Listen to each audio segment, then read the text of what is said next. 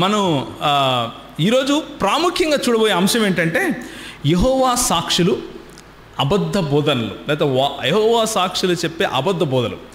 యెహోవా సాక్షులు ఎవరు అసలు? వాళ్ళు చేసే అబద్ధ బోధలు ఏంటివి అసలు? మనం ఎందుకు తెలుసుకోవాలి? వాళ్లకు మనకు సంబంధం ఏంటి? ఈ విషయాలు కొంచెం చూద్దాం. మరి మనం కరెక్ట్గా ఇప్పుడు 5 అవ్వటానికి నా వాచ్లో 10 నిమిషాలు ఉంది. కరెక్ట్గా 6 అవ్వటానికి నా వాచ్లో 10 నిమిషాలు ఉండగా నేను ముగిస్తాను. ఓకే, 6 అవటానికి 10 నిమిషాలు నా వాచ్లో ఉండగా నేను ముగిస్తాను. అయితే ఆ 10 నిమిషాలు మీకు ఏదైనా ప్రశ్నలు ఉంటే మీరు ప్రశ్నలు వేయటానికి నేను మీకు ఆ సమయాన్ని అందిస్తాను. మీకు ఆ సమయం ఇచ్చినప్పుడు మీరు ధైర్యంగా ప్రశ్నలు అడగండి. యెహోవా సాక్షుల గురించి అడగచ్చు. మనం ఇక్కడ నేర్చుకోబోతున్నటువంటి ఈ 1 గంటలో మనం ఏదైతే నేర్చుకోబోతున్నామో ఆ 1 గంటలో మనం నేర్చుకోబోతున్నటువంటి అంశంలో ఏ ప్రశ్న అయినా మీరు వేయచ్చు.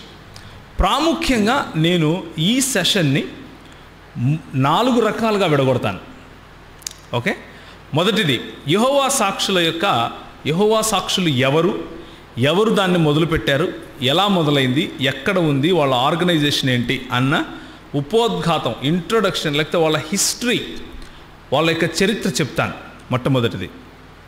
రెండవది యెహోవా సాక్షుల యొక్క డాక్ట్రిన్ ఏంటి, వాళ్ళ సిద్ధాంతం ఏంటి అన్నది చెప్తాను. రెండవది యెహోవా సాక్షుల నమ్మకాలు ఏంటి, దేన్ని నమ్ముతారు, దేన్ని నమ్మరు, యెహోవా సాక్షులు యొక్క నమ్మకం మనం ఎందుకు తెలుసుకోవాలి అన్న విషయం కూడా అందులోనే చెప్పే ప్రయత్నం చేస్తాను. రండి బ్రదర్, ముందుకు వచ్చి కూర్చోండి. ఓకే, తరువాత వాళ్ళ నమ్మకాలను, మొదటిది వాళ్ళ హిస్టరీ చెప్తాను, రెండవది వారి నమ్మకాల గురించి చెప్తాను, మూడవది వారి నమ్మకాలను విశ్లేషించే ప్రయత్నం చేద్దాం. We will evaluate their beliefs. వాళ్ళ యొక్క నమ్మకాలను విశ్లేషించిన తర్వాత ఆఖరుగా వాళ్ళు లేవదీసే అబ్జెక్షన్స్, లేకపోతే ప్రశ్నలు కొన్ని ఉంటాయి కదా, కొన్ని అపోహలు ఉంటాయి, కొన్ని అర్థం కాని విషయాలు, వాళ్ళు ఎందుకు తప్పుగా అర్థం చేసుకున్నారు అన్నదానికి సూచనగా కొన్ని ప్రశ్నలు, వాళ్ళు అడిగిన ప్రశ్నలను కొన్ని మీ ముందు చెప్తాను. చెప్పిన తర్వాత దానికి సమాధానాలు చూసుకుంటాం. సో ఈ 4 భాగాలుగా నేను విభజించాను. 1 గంటలో మనం దీన్ని ముగించుకునే ప్రయత్నం చేద్దాం. నేను ఒక వార్నింగ్ ఇస్తున్నాను. ఏంటంటే, గట్టిగా అరిచి ప్రచారం చేశాను అనుకున్నాను ఇక్కడ నుండి మీరు ఎవరు నిద్రపోరు. కానీ యెహోవా సాక్షుల గురించి ప్రచారం చేయడానికి ఏం లేదు. ఓకే, ఇది కేవలము టీచింగ్ సబ్జెక్ట్ లాంటిది. అంటే ఇక్కడ మనము ఒక టీచింగ్ అనే సెషన్లోకి వెళ్ళాలి. సో మీకు నిద్ర వచ్చే అవకాశం ఉంటుంది. దయచేసి కొంచెం ఓకే యాక్టివ్గా ఉండడానికి ప్రయత్నం చేయండి. యాక్టివ్గా ఉండడానికి ప్రయత్నం చేస్తే నిద్ర రాదు. మీకు నిద్ర వచ్చినప్పుడు ఒక సింపుల్ చిట్కా చెప్తాను. ఏంటి అంటే, నన్ను ప్రశ్న అడగడం కోసం ఏదైనా ఒక ప్రశ్న మీరు రాయండి. మీకు నిద్ర వచ్చినప్పుడు నన్ను ప్రశ్న అడగడం కోసం ఒక ప్రశ్న రాయండి. మీకు ఎన్ని ప్రశ్నలు వస్తే అంతమంది నిద్రపోయినట్లు అర్థం. ఓకేనా? Okay, so Charles Taze Russell, CT Russell అనే ఒక వ్యక్తి దాదాపు 1884లో ఆయన 1800 సంవత్సరాలలో ఆయన ఒక మూవ్మెంట్ను స్టార్ట్ చేశాడు. ఆయన ఒక పుస్తకం రాశాడు. ఆ పుస్తకం పేరు ఏంటంటే స్టడీస్ ఇన్ ద స్క్రిప్చర్, లేకపోతే లేఖనాల అధ్యయనం. స్టడీస్ ఇన్ ద స్క్రిప్చర్ అనే ఆ అధ్యయనానికి సంబంధించిన పుస్తకంలో సిటి రసెల్ గారు ఏమని రాశారు అంటే, కొన్ని విషయాలు రాసుకుంటూ వచ్చారు. ఏమని అంటే, యేసు ప్రభువు దేవుడు కాదు, ఆయనను పంపించిన యెహోవా మాత్రమే దేవుడు అంటూ కొన్ని విషయాలు రాసుకుంటూ వచ్చాడు. ఆయన తరువాత జడ్జ్ జోసెఫ్ ఎఫ్ రూథర్ఫోర్డ్, ఈయనను సర్ రూథర్ఫోర్డ్ అని కూడా పిలుస్తారు. జోసెఫ్ రూథర్ఫోర్డ్ గారు, ఆయన అంటే సిటి రసెల్ గారు స్థాపించినటువంటి మూవ్మెంట్ని ఈయన కొనసాగిస్తూ 1921 నుంచి 1941 వరకు వాచ్ టవర్ సొసైటీ, లేకపోతే యెహోవా సాక్షులుగా పిలువబడే ఈ ఆర్గనైజేషన్కి హెడ్గా ఉన్నాడు. ఆయన కాలంలో ఎక్కువ భాగం బోధ, డాక్ట్రిన్ అంటారు, ఎక్కువ భాగం సిద్ధాంత రచన జరిగింది. సిద్ధాంతాలను ప్రచురించే పని జరిగింది. సిద్ధాంతాలను the watch tower tract society అన్నటువంటి పేరుతో వాచ్ టవర్ సొసైటీ అన్న పేరుతో ముద్రించి మ్యాగజైన్లుగా పంపించడం మొదలుపెట్టారు. వాళ్ళు పంపించే మ్యాగజైన్స్ ఎలా ఉంటాయి అంటే, మీరు చూసే ఉంటారు, కావలి కోట. ఎంతమంది చూశారు కావలి కోట అనే మ్యాగజైన్స్? చూశారు కదా, రైట్. ఆ కావలి కోట అనేటటువంటి మ్యాగజైన్ పేరుతో యెహోవా సాక్షుల యొక్క ఆలోచన దృక్పథాన్ని, లేకపోతే వాళ్ళ ఆలోచన సరళిని, వాళ్ళ ఆలోచన శైలిని, దేవుని వాక్యమైనటువంటి బైబిల్ గ్రంథాన్ని వాళ్ళు ఏ విధంగా అర్థం చేసుకుంటారు అన్న విషయాన్ని ఆ మ్యాగజైన్ల గుండా పంపించడం మొదలుపెట్టారు. అయితే ఆ మ్యాగజైన్ల గుండా పంపించడం మాత్రమే కాదు, కానీ వాళ్ళంతకు వాళ్ళు ఒక క్రొత్త బైబిల్ అనువాదాన్ని కూడా తీసుకొచ్చారు. దీన్ని ఏమంటారు అంటే NWT అంటారు, లేకపోతే ద న్యూ వరల్డ్ ట్రాన్స్లేషన్ అంటారు. న్యూ వరల్డ్ ట్రాన్స్లేషన్ అనే ఒక బైబిల్ను వాళ్ళంతకు వాళ్ళు తర్జుమా చేసుకుని రస్సలైట్స్గా పిలువబడే వీళ్ళు, రస్సలైట్స్ అని ఎందుకు పిలువబడ్డారు అంటే, చార్ల్స్ డేజ్ రస్సెల్ అనే వ్యక్తి ఈ మూవ్మెంట్ మొదలుపెట్టాడు కాబట్టి రస్సలైట్స్ అని పిలువబడ్డారు. కానీ లేదు మేము రస్సలైట్స్ కాదు, మేము యెహోవా సాక్షులము అని సర్ రూథర్ఫోర్డ్ గారి సమయంలో వాళ్ళంతకు వాళ్ళు ఆ పేరు పెట్టుకుని చాలా దేశాలలో తిరగటం మొదలుపెట్టారు. ఎన్నో పుస్తకాలు, ఆ పుస్తకాలలో ఉన్నటువంటి ఉదాహరణలు నేను చెప్పాను. The studies in the scripture, the deliverance, the harp of God అంటే దేవుని యొక్క బూర, ద హార్ప్ ఆఫ్ గాడ్. ఆ తర్వాత what has religion done for the man kind, మతం మానవులకు ఏం చేసింది. ఇలాంటి పుస్తకాలు ఎన్నో విప్లవాత్మకంగా రాసే ప్రయత్నం చేశారు. ఎందుకు నేను ఆ మాట విప్లవాత్మకంగా అని వాడుతున్నాను అంటే, ఆనాడు కేవలము ఒక పంథాలో ఆలోచించే వారికి, కేవలము దేవుని వాక్యాన్ని ఉన్నది ఉన్నట్లుగా తీసుకోవాలి అని నేర్పిస్తున్న సమయంలో, ఒక భిన్నమైన పద్ధతిలో కూడా దేవుని వాక్యాన్ని అర్థం చేసుకోవచ్చు అని చెప్పటానికి ఎవరైనా ముందుకొస్తే అది విప్లవంగానే కనిపిస్తుంది. కాబట్టి ఆ విప్లవం మంచికా చెడుకా అన్న విషయం ముందు చూద్దాం. ఇప్పుడు జరిగిన హిస్టరీని మాత్రమే చూస్తున్నాం. ఆ విధంగా మెల్లిమెల్లిగా ఈ రోజుకు దాదాపు 70 లక్షలకు పైగా ఈ వాచ్ టవర్ సొసైటీలో ప్రజలు వాళ్ళను యెహోవా సాక్షులుగా పిలుచుకుంటున్నారు. 70 లక్షలకు పైగా అన్నది కేవలం ఎవరైతే మెంబర్షిప్ తీసుకున్నారో వాళ్ళ సంఖ్య. ఓకే, ఇది నార్త్ అమెరికా అంటే ఉత్తర అమెరికా ఖండంలో ఉన్నటువంటి సంఖ్య. భారతదేశం, చైనా, మిగిలిన ఆసియాలో ఉన్నటువంటి మిగిలిన దేశాలలో చూసుకుంటే కోట్లలో వీళ్ళ సంఖ్య ఉంటుంది. ఓకే, సో బైబిల్లో ఉన్నటువంటి దేవుని యొక్క అవగాహన నుంచి తప్పి దేవుని యొక్క అవగాహనను భిన్నంగా ప్రజలకు చెబుతూ మొదలైనటువంటి ఈ మూవ్మెంట్ కోట్ల కొలది ప్రజలుగా మన ముందుకు వస్తూ ఉంది. చాలామంది వీళ్ళని చూసినప్పుడు వీరు క్రైస్తవులే అనుకుంటారు. ఎందుకు అంటే, నువ్వు నేను చదివే బైబిలే చదువుతారు, నువ్వు నేను మాట్లాడే మాటలే మాట్లాడతారు, నీలాగా నాలాగనే ఉంటారు, నీలాగా నాలాగనే వందనాలు చెబుతారు, ప్రైజ్ ది లార్డ్ చెప్తారు, నువ్వు ఏ భాష మాట్లాడితే ఆ భాష వాళ్ళు మాట్లాడతారు. కానీ యేసుప్రభు ఒక మాట అన్నాడు, నాయనా గొర్రెతోళ్ళు కప్పుకున్నా ఎవరొస్తారు? తోడేళ్ళు వస్తారు. వాళ్ళు రాక తప్పదు, వచ్చి తీరతారు. అయితే వారి ఫలములను బట్టి మీరు వారిని తెలుసుకుంటారు అని ప్రభు అన్నాడు మనతో. కాబట్టి ఏదైనా సరే ఒక మూవ్మెంట్ మన ముందుకు వచ్చి దేవుణ్ణి మేము భిన్నంగా అర్థం చేసుకుంటున్నాము, దేవుణ్ణి సరికొత్త కోణంలో మేము అర్థం చేసుకుంటున్నాము అని సార్వత్రిక క్రైస్తవ సంఘం చెప్పే సిద్ధాంతానికి వ్యతిరేకమైన సిద్ధాంతం చెబితే మనం చూడాల్సింది ఏంటంటే వారి ఫలములను చూడాలి. వారి ఫలములను బట్టి మనం వారు క్రైస్తవులా కాదా అని మనం కనుక్కోవచ్చు. ఎందుకు అంటే, జాగ్రత్తగా వినండి, క్రైస్తవుణ్ణి నేను అని చెప్పుకునే ప్రతి ఒక్కడు క్రైస్తవుడు కాదు. క్రైస్తవుణ్ణి నేను అని చెప్పుకునే ప్రతి ఒక్కడు క్రైస్తవుడు కాదు. క్రైస్తవ్యంలో అంటే క్రైస్తవ్యం అన్న ఒక సిస్టమ్, ఒక వ్యవస్థను తీసుకుంటే అందులో భిన్నాభిప్రాయాలు ఉండే అవకాశం ఉంది.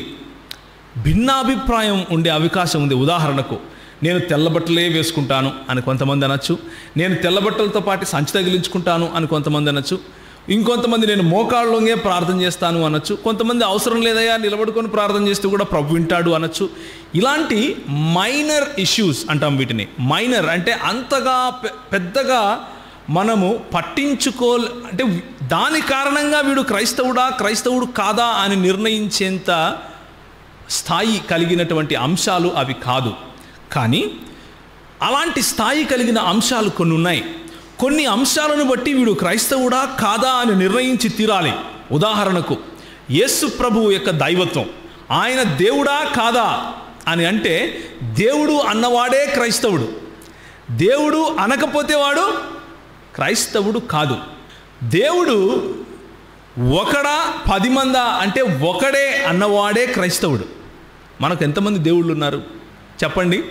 ద్వితీయోపదేశకాండము 6వ అధ్యాయము 4వ వచనం ఏముంటుంది? ఎవరైనా గట్టి చదువుతారా తెలుగులో? హెబ్రీ భాషలో ఎలా ఉంటుంది అంటే షిమా ఇస్రాయిల్ యాహ్వే ఎలోహిను యాహ్వే ఎఖాద్ అని ఉంటుంది. అంటే ఇస్రాయేలు వినుము, నీ దేవుడైన యెహోవా అద్వితీయుడగు యెహోవా అని ఉంటుంది. అంటే అద్వితీయుడు అన్న పదానికి అర్థం ఏంటి అంటే ఆయనను పోలిన వాడు ఇంకొకడు లేడు అని, ఆయన వంటి వాడు ఇంకొకడు లేడు అని. ఆయన హిందీ భాషలో దీన్ని ఎలా తర్జుమా చేశారు అంటే సున్ ఇస్రాయిల్ యాహ్వే పరమేశ్వర్ తుమ్హారా ఏక్ మాత్ర పరమేశ్వర్ హే అని రాశారు. అంటే ఆయన ఒకానొకడు, ఆయన వంటి వాడు ఇంకొకడు లేడు. రెండవది, యేసు ప్రభువు దేవుడు అని నమ్మేవాడు మాత్రమే క్రైస్తవుడు, దేవుడు ఒకడే అని నమ్మేవాడే క్రైస్తవుడు. అయితే ఈ దేవుడు తన్ను తాను తండ్రి కుమార పరిశుద్ధాత్మలుగా ప్రకటించుకున్నాడు. లేకపోతే తన ప్రకాశమైనటువంటి బైబిల్లో తన ప్రత్యక్షత అయినటువంటి బైబిల్ గ్రంథంలో ఈ ఒక దేవుడు తన్ను తాను తండ్రి కుమార పరిశుద్ధాత్మలుగా ప్రకటించుకున్నాడు అని నమ్మేవాడే క్రైస్తవుడు. అలా నమ్మని వాడిని మనం క్రైస్తవుగా పిలవలేము. ఎందుకు పిలవలేమో ముందు చూద్దాం. 3, 4 మన చేతిలో ఉన్నటువంటి 66 పుస్తకాలైనటువంటి ఈ బైబిల్ గ్రంథము సంపూర్ణంగా ఏ చిక్కు లేకుండా, ఏ విరోధము అందులో లేకుండా సంపూర్ణంగా దేవుని వాక్యము అని నమ్మాలి. అలా నమ్మని వాడిని మనం క్రైస్తవుడు అని పిలవటానికి వీల్లేదు. మొన్న ఈ మధ్య కొంతమంది ముస్లింలతో కూడా డిబేట్ చేసే పాస్టర్ ఒక ఆయన ఉన్నాడు. పేరు వద్దులేండి, బాగుండదు చెబితే. ఆయన వచ్చి మా దగ్గర కూర్చొని మాట్లాడుతూ అంతా బాగుందండి, నేను అంతా నమ్ముతాను, కాకపోతే బైబిల్లో ఉన్నటువంటి అక్కడక్కడ కొన్ని పదాలు ఉన్నాయి కదా, అవి దేవుని వాక్యము అని చెప్పలేమండి అన్నాడు. దాని తర్వాత అరగంటకు పంపించేసాం ఆయన్ని. ఎందుకు అంటే బైబిల్లో అక్కడక్కడ దేవుని వాక్యం కాకుండా ఇంకెవరి వాక్యమో ఉంది అని నమ్మేవాడు క్రైస్తవుడు అవ్వటానికి వీల్లేదు. ఎందుకు వీల్లేదో ముందు చెప్తాను. దేవుని వాక్యము, దేవుని ఉనికి, క్రీస్తు మనకు పునాదులు. దేవుని ఉనికి, దేవుని వాక్యము, క్రీస్తు మనకు పునాదులు. వీటిని విడిచిపెడితే వీటిలో మనము ఎంత మాత్రము కూడా అనువంత కూడా కాంప్రమైజ్ అయ్యే క్వశ్చనే లేదు. అందుకనే ఒక భక్తుడు ఈ విధంగా అన్నాడు. ఈయనను సెయింట్ ఆగస్టిన్గా కూడా మీరు గుర్తుపెట్టుకోవచ్చు. 300 AD లేకపోతే క్రీస్తు శకం 300 తర్వాత వచ్చినటువంటి ఈయన అపోస్తలుల యొక్క శిష్యుడుగా ఉన్నటువంటి ఈ ఆగస్టిన్ అనే ఆయన ఒక చక్కటి మాట చెప్పాడు. మన సంఘం గుర్తుపెట్టుకోవాల్సినటువంటి మాట ఏమని అంటే ఇన్ ఎసెన్షియల్స్ యూనిటీ, అంటే అతి ప్రాముఖ్యమైనటువంటి సిద్ధాంతంలో మనం ఐక్యత కలిగి ఉండాలి. ఇన్ నాన్ ఎసెన్షియల్స్ లిబర్టీ, అంటే క్రైస్తవుడా కాదా అని నిర్ణయించటానికి సరిపోనటువంటి విషయాలలో మాత్రం మనం కొంచెం లిబర్టీ ఉండగలం. లిబర్టీ అంటే కొంచెం స్వతంత్రం మనకు ఓకే, పర్వాలేదు. నువ్వు తెల్లబట్టలు వేసుకున్నా క్రైస్తవుడివే, వేసుకోకపోయినా క్రైస్తవుడివే. నువ్వు ఆదివారము చికెన్ తిన్నా క్రైస్తవుడివే, మటన్ తిన్నా క్రైస్తవుడివే. ఇవన్నీ ఏంటివి? నాన్ ఎసెన్షియల్స్ మనకి. But in everything else charity, అంటే మిగిలిన అన్ని విషయాల్లో కూడా ప్రేమ చూపించాలి అన్నాడు.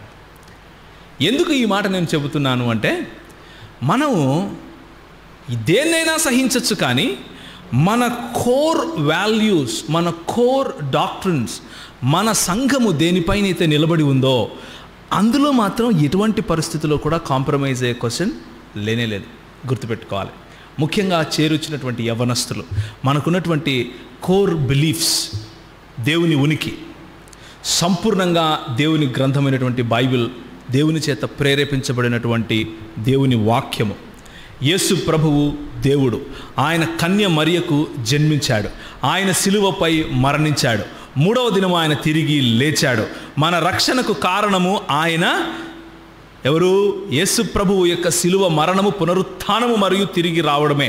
మనకు రక్షణ ఉచితముగా కృపచేతనే దొరికింది, కానీ మనం సంపాదించుకున్నది కాదు. సంఘము అన్నది ఆయన యొక్క రక్షణ కార్యానికి చిహ్నమై ఉంది. ఆయన సశరీరుడిగా తిరిగి లేచాడు. ఇవన్నీ కూడా మనకు కోర్ డాక్ట్రిన్స్. వీటిలో ఏ ఒక్క దాంట్లో కూడా మనము కాంప్రమైజ్ అయ్యే క్వశ్చన్ లేదు. ఇది గుర్తుపెట్టుకోవాలి. So let's continue. యెహోవా సాక్షులు ఈ బైబిల్ గురించి ఏమంటారు అన్న విషయం నేను మీకు చెప్తాను. Now we are coming to the second part. 2వ భాగానికి వస్తున్నాం. 4 భాగాలు చేశాను. మొట్టమొదటిది వాళ్ళ హిస్టరీ చెప్పేశాను ఆల్రెడీ. రెండవది వారి యొక్క నమ్మకాలు. బైబిల్ పట్ల వాళ్ళ నమ్మకం ఏమిటి అంటే, బైబిల్ దేవుని వాక్యమే, కానీ ఈరోజు మన చేతిలో ఉన్నటువంటి అన్ని ట్రాన్స్లేషన్స్ కూడా, అన్ని తర్జుమాలు కూడా చెడిపోయాయి, లేకపోతే భ్రష్టు పడ్డాయి, అందులో సంపూర్ణ సత్యం లేదు అని నమ్ముతారు. కాబట్టి కేవలము న్యూ వరల్డ్ ట్రాన్స్లేషన్ NWT మాత్రమే దేవుని వాక్యము అని చెప్పుకుంటూ వస్తారు. తెలుగు మాట్లాడే యెహోవా సాక్షులు ఈ మాట చెప్పరు. జాగ్రత్తగా వినండి. యెహోవా సాక్షులు మీ దగ్గరకు వచ్చి తలుపు తట్టినప్పుడు తెలుగు మాట్లాడే యెహోవా సాక్షులు NWT ట్రాన్స్లేషన్ గురించి మాట్లాడరు. ఎందుకు అంటే NWT ట్రాన్స్లేషన్ తెలుగులో లేదు, ఇంకా ఓన్లీ ఇంగ్లీష్లో చేశారు కాబట్టి. ఓకే, వీళ్ళకి తెలుసు ఏ చెట్టుకు ఎంత గాలి వస్తుంది, ఏ వాన పడితే ఏ గొడుగు పట్టుకోవాలో తెలుసు వాళ్ళకి. తెలుగులో మీరు మాట్లాడితే వాళ్ళు తెలుగు బైబిలే తీసుకుంటారు, మీరు చదివే బైబిలే తీసుకుంటారు. ఓకే, సో దేవుని వాక్యం పట్ల వాళ్ళకు ఉన్నటువంటి అవగాహన ఏంటి అంటే, మీ చేతిలో ఉన్నటువంటి బైబిల్ గ్రంథము భ్రష్టత్వానికి లోనయ్యింది, చెడిపోయింది, దాన్ని సక్రమంగా తర్జుమా చేసింది మాత్రం NWT మాత్రమే, లేకపోతే న్యూ వరల్డ్ ట్రాన్స్లేషన్ మాత్రమే. మొట్టమొదటిది. 2, let us talk about their belief about God. దేవుని గురించినటువంటి వాళ్ళ యొక్క నమ్మకాన్ని ఒకసారి నేను చెప్తాను. వారి ఉద్దేశంలో దేవుడు ఒంటరివాడు, ఒక్కడు. వారి ఉద్దేశంలో దేవుడు ఒంటరివాడు లేక ఒక్కడు. యెహోవా మాత్రమే దేవుడు. యెహోవా కుమారునిగా వచ్చినటువంటి యేసు ప్రభువు దేవుడు కాదు. ఇప్పుడు జాగ్రత్తగా వినాలి. యెహోవా కుమారుడుగా వచ్చినటువంటి యేసు ప్రభువు దేవుడు కాదు. త్రిత్వ సిద్ధాంతము అనగా దేవుని యొక్క ఉనికి అయినటువంటి తండ్రి, కుమార, పరిశుద్ధాత్మలుగా తను తాను ప్రకటించుకున్నటువంటి దేవుడు అని ఎవరైతే చెబుతారో వారు దేవునికి సంబంధించిన వారు కాదు అని చెప్తారు. దేవుడు తండ్రి, కుమార, పరిశుద్ధాత్మలుగా తను తాను ప్రకటించుకున్నాడు అని చెప్పే సిద్ధాంతము అది సాతానుకు సంబంధించిన సిద్ధాంతము అని చెప్తారు. సాతాను చేత సంఘంలో ప్రవేశపెట్టబడినటువంటి సిద్ధాంతము అని చెప్తారు. 3వది, మిఖాయేలు దూత తెలుసా మీకు? ఏం చేస్తాడు మిఖాయేలు దూత? ఎంతమందికి తెలుసు మిఖాయేలు దూత? దానియేలు గ్రంథంలో మిఖాయేలు దూత వస్తాడు ఆయన పక్షాన పోరాడటానికి. ఆ మిఖాయేలు దూత ఇంకెవరో కాదు, యేసు ప్రభువు అని నమ్ముతారు. ఎవరు? యెహోవా సాక్షులు. మిఖాయేలు దూత యేసు ప్రభువు లేకపోతే యేసు క్రీస్తు అనబడిన రక్షకుడు అని యెహోవా సాక్షుల యొక్క నమ్మకం. ఆ తరువాత ఆయన పుట్టుకకు ముందు మిఖాయేలుగా ఉన్నాడు, పుట్టిన తరువాత పాపము లేకుండా జీవించాడు, చనిపోయి తిరిగి లేచినప్పుడు ఏ శరీరంతో అయితే చనిపోయాడో అదే శరీరంతో లేచాడు. After the resurrection Christ became a spirit, లేకపోతే ఈ శరీరము, ఈ రక్తమాంసములు ఏవైతే ఉన్నాయో అవి అక్కడే విడిచిపెట్టాడు, కానీ ఆత్మలో లేచాడు. ఆయనకు శరీరం లేదు అని నమ్ముతారు. ఓకే, మనం ఎలా నమ్ముతాం? క్రైస్తవుల విశ్వాసం ఏమిటి ముందు చూద్దాం. ఓకే, ఇంతవరకు సుధీర్ చెప్పినప్పుడు మీరు గమనించి ఉంటారు. నేను ఎందుకు లూకా సువార్త 23-24 వచ్చిన అధ్యాయాలు ఎన్నుకున్నానో మీకు చెబుతాను. ఓకే, సో యేసు ప్రభువును గురించి ఆ విధంగా నమ్ముతారు.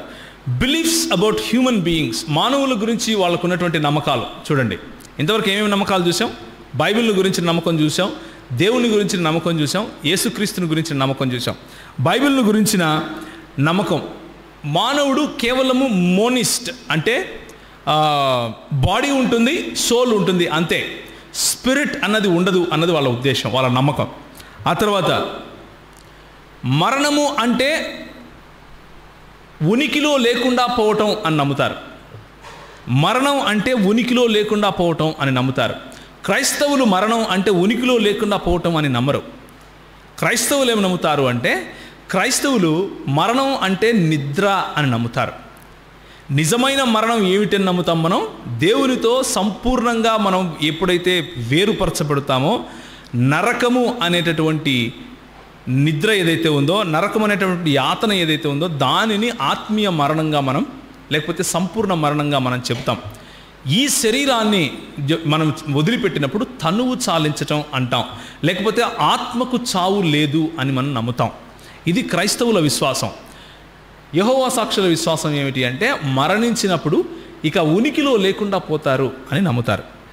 అయితే తిరిగి లేవటం అంటే ఏమిటి అని అడిగినప్పుడు వాళ్ళు ఏం చెప్తారు అంటే, దేవుడు వచ్చి పునరుత్థానం దినమున పునరుత్థానం చేసినప్పుడు అందరికీ వాళ్ళు తిరిగి క్రియేట్ చేయబడతారు, వాళ్ళు తిరిగి సృష్టింపబడతారు అని నమ్ముతారు. ఓకే, వాళ్ళు తిరిగి సృష్టింపబడతారు అని నమ్ముతారు. మనం అలా నమ్మం. మనము పరదైసులో చనిపోయిన తర్వాత పరదైసులో తిరిగి యేసుప్రభు యొక్క రాకడ వరకు ఒక నిద్రావస్థలో ఉంటామని, ఆయన తిరిగి వచ్చి లేపుకున్నప్పుడు మహిమ శరీరాన్ని కలిగి తిరిగి లేస్తామని పౌలు మనకు బోధిస్తున్నాడు. వాళ్ళ రక్షణను గురించినటువంటి నమ్మకాలు ఏంటి? What are their beliefs about salvation? రక్షణను గురించినటువంటి వాళ్ళ నమ్మకాలు. వాళ్ళ ఉద్దేశంలో రక్షణ అంటే విశ్వాసము ప్లస్ క్రియలు. విశ్వసించాలి, అదేవిధంగా పని చేయాలి, అప్పుడే రక్షణ వస్తుంది. క్రైస్తవ విశ్వాసం ఏమిటి అంటే, కేవలము కృపచేత విశ్వాసము మూలంగా మనం రక్షింపబడతాం. మనం ఎన్ని నీతి క్రియలు చేసినా కానీ మన రక్షణకు అర్హులము కాదు అన్న విషయము దేవుని వాక్యమైనటువంటి బైబిల్ చెబుతుంది. నా సంఘము అన్నదాని పట్ల ఉన్నటువంటి వాళ్ళ నమ్మకం ఏమిటి? సంఘము అంటే వాళ్ళు చర్చ్ అని పిలవరు, కింగ్డమ్ హాల్ అని పిలుస్తారు. ఎందుకు అంటే, వాచ్ టవర్ సొసైటీలో ఎంతమంది అయితే భాగస్వాములుగా ఉన్నారో, ఎంతమంది అయితే watch tower society of God అన్న దాంట్లో మరి మెంబర్షిప్ భాగస్వామ్యమును తీసుకున్నారో, వాళ్ళు మాత్రమే ఏమవుతారు? సంఘము కిందికి లెక్క. వారు మాత్రమే ఎత్తబడతారు. మిగిలిన వాళ్ళందరూ కూడా అన్యులు, క్రైస్తవులు కాదు, ఎవరూ కాదు, అన్యులు. వాళ్ళు నరకానికి వెళ్తారు. ఇంకొక మాట, నరకం అంటే గుర్తొచ్చింది. వీళ్ళ ఉద్దేశంలో నరకం అన్నది లేనేలేదు.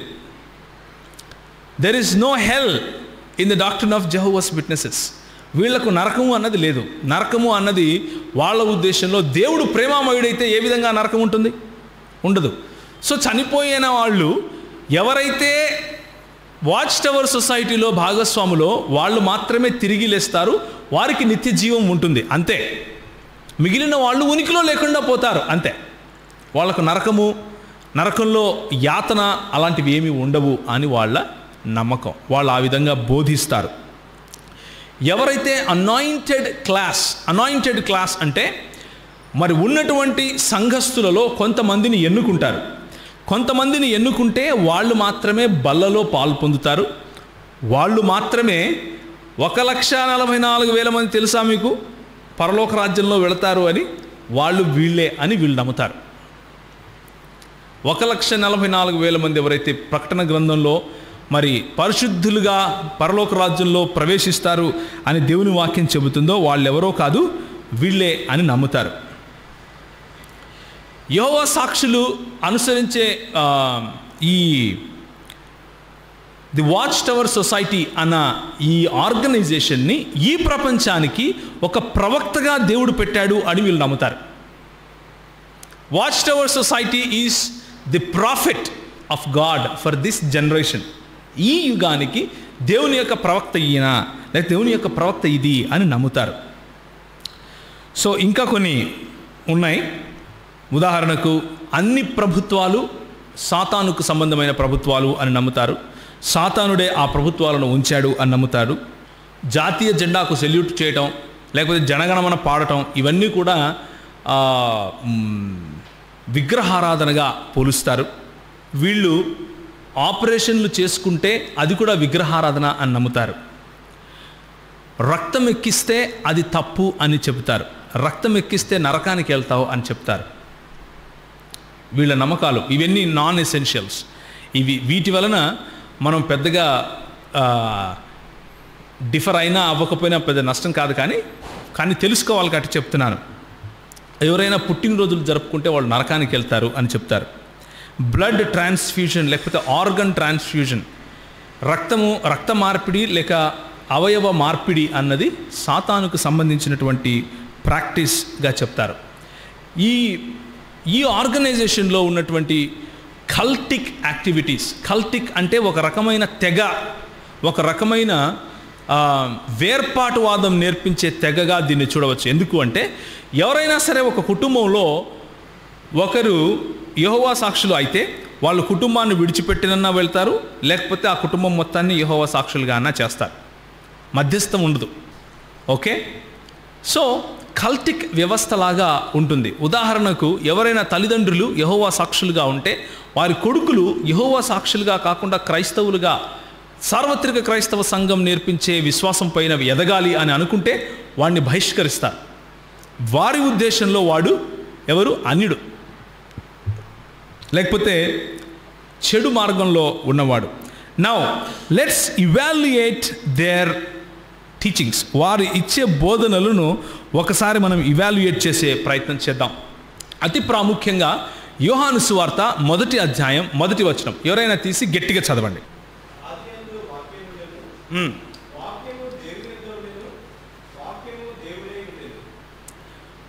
ఆదియందు వాక్యముండెను, వాక్యము దేవుని యొద్ద ఉండెను, వాక్యము దేవుడై ఉండెను.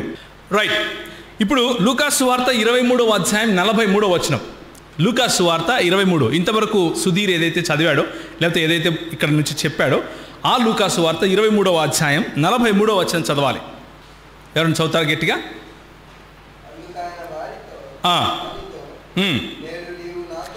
నేడు నీవు నాతో కూడా పరదైసులో ఉందువని నిశ్చయముగా నీతో చెప్పుచున్నాను.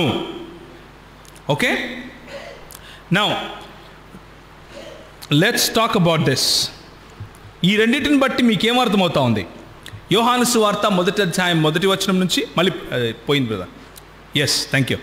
యోహాను సువార్త 1వ అధ్యాయం 1వ వచనంలో ఆదియందు వాక్యముండెను, వాక్యము దేవుని యొద్ద ఉండెను, వాక్యము. దీన్ని కొన్ని ప్రశ్నలు వేస్తారు.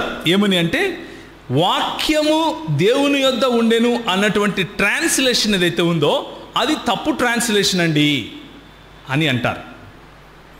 అంటే కైలోగాస్ ఎన్ హొథియోస్ అని హిబ్రూ భాషలో ఉన్నటువంటి కన్స్ట్రక్షన్.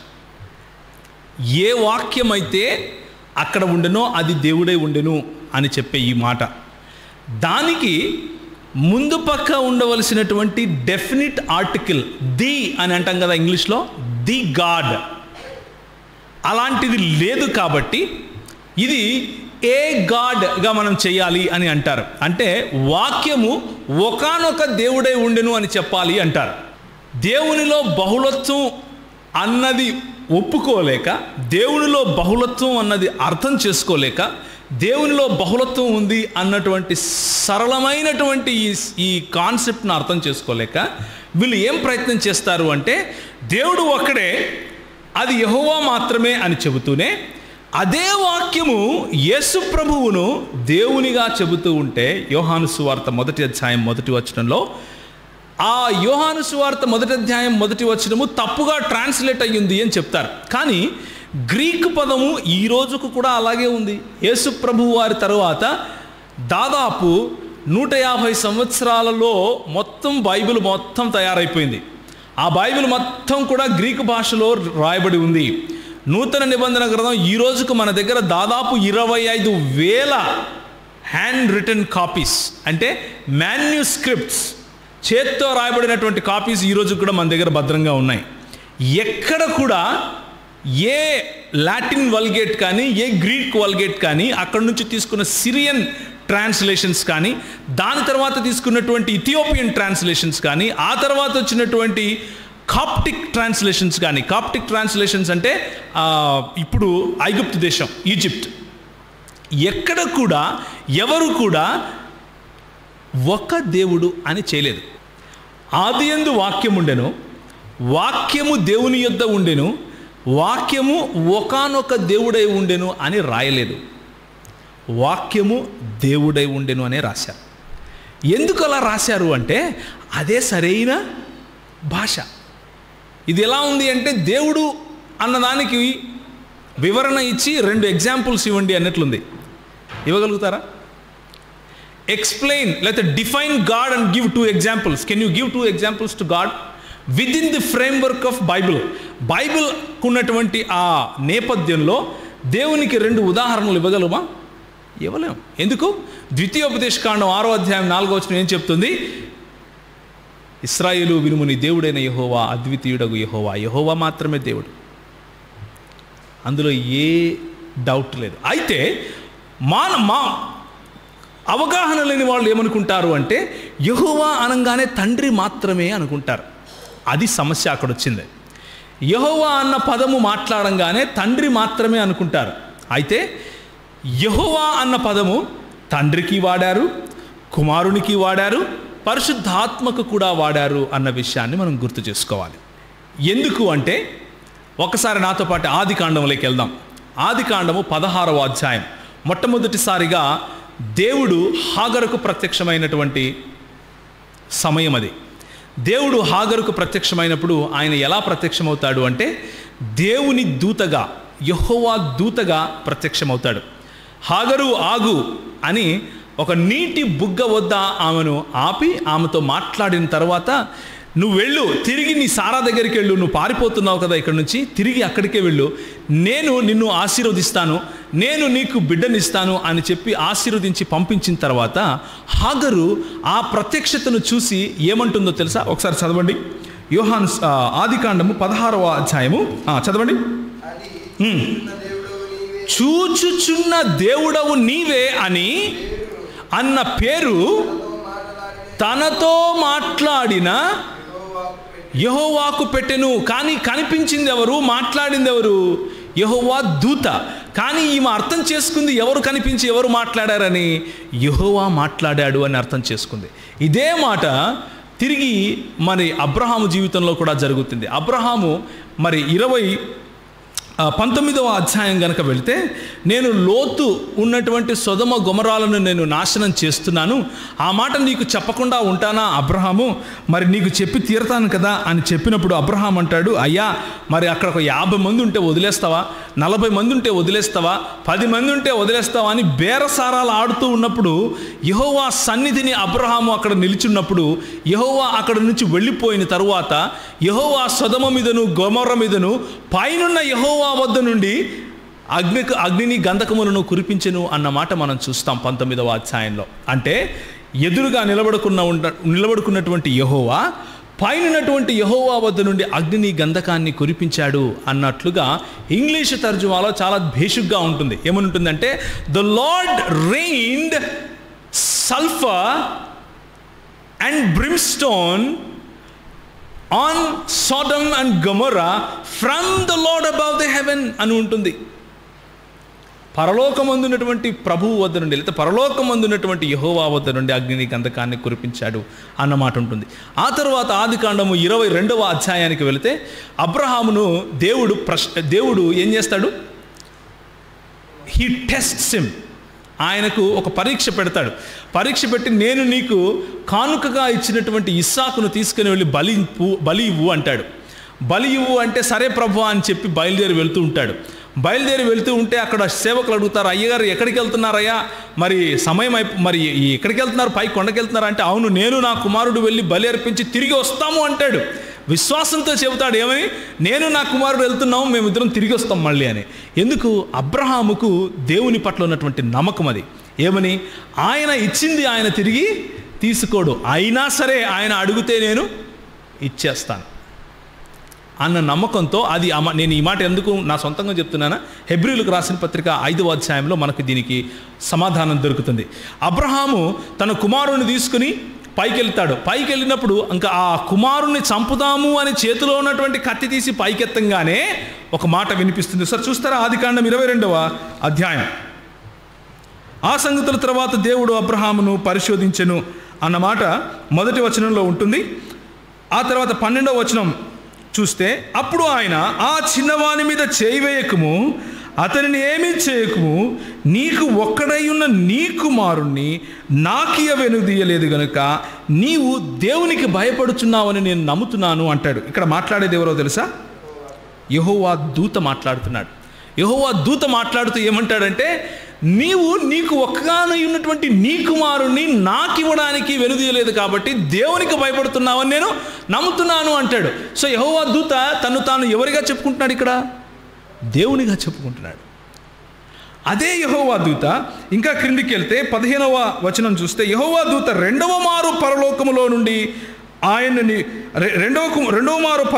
అబ్రహామును పిలిచి, నీకు ఒక్కడై ఉన్న నీ కుమారుణ్ణి వెనుతీయక ఈ కార్యము చేసినందున నేను నిన్ను ఆశీర్వదిస్తాను. ఆశీర్వదించింది ఎవరు? నిజానికి అబ్రహామును 12వ అధ్యాయంలో పిలిచింది ఎవరు? యెహోవా దేవుడు. అబ్రహామును 12వ అధ్యాయంలో పిలిచిన యెహోవా దేవుడు ఏమని చెప్పాడు? నేను నిన్ను ఆకాశ నక్షత్రముల్లాగా ఆశీర్వదిస్తాను, నీ సంతానాన్ని ఇసుక రేణువుల్లాగా ఆశీర్వదిస్తాను, నీ కుటుంబం ద్వారా భూలోకంలో ఉన్న ప్రతి కుటుంబం కూడా ఆశీర్వదింపబడుతుంది అని చెప్పాడు. నీ ద్వారా లోకంలో ఉన్న ప్రతి వంశము ఆశీర్వదింపబడుతుంది అని చెప్పాడు. ఈరోజు యూదులు కానీ, అన్యులు కానీ, అరబ్బులు కానీ, సిరియనులు కానీ, గ్రీకులు కానీ, రోమియులు కానీ, తెలవీయులు కానీ, ప్రతి ఒక్కరి చోట యేసు ప్రభువు యొక్క రక్షణ సౌభాగ్యం దొరికింది. ఎందుకు? ఆ రోజు యెహోవా దేవుడు ఇచ్చినటువంటి ఏంటది?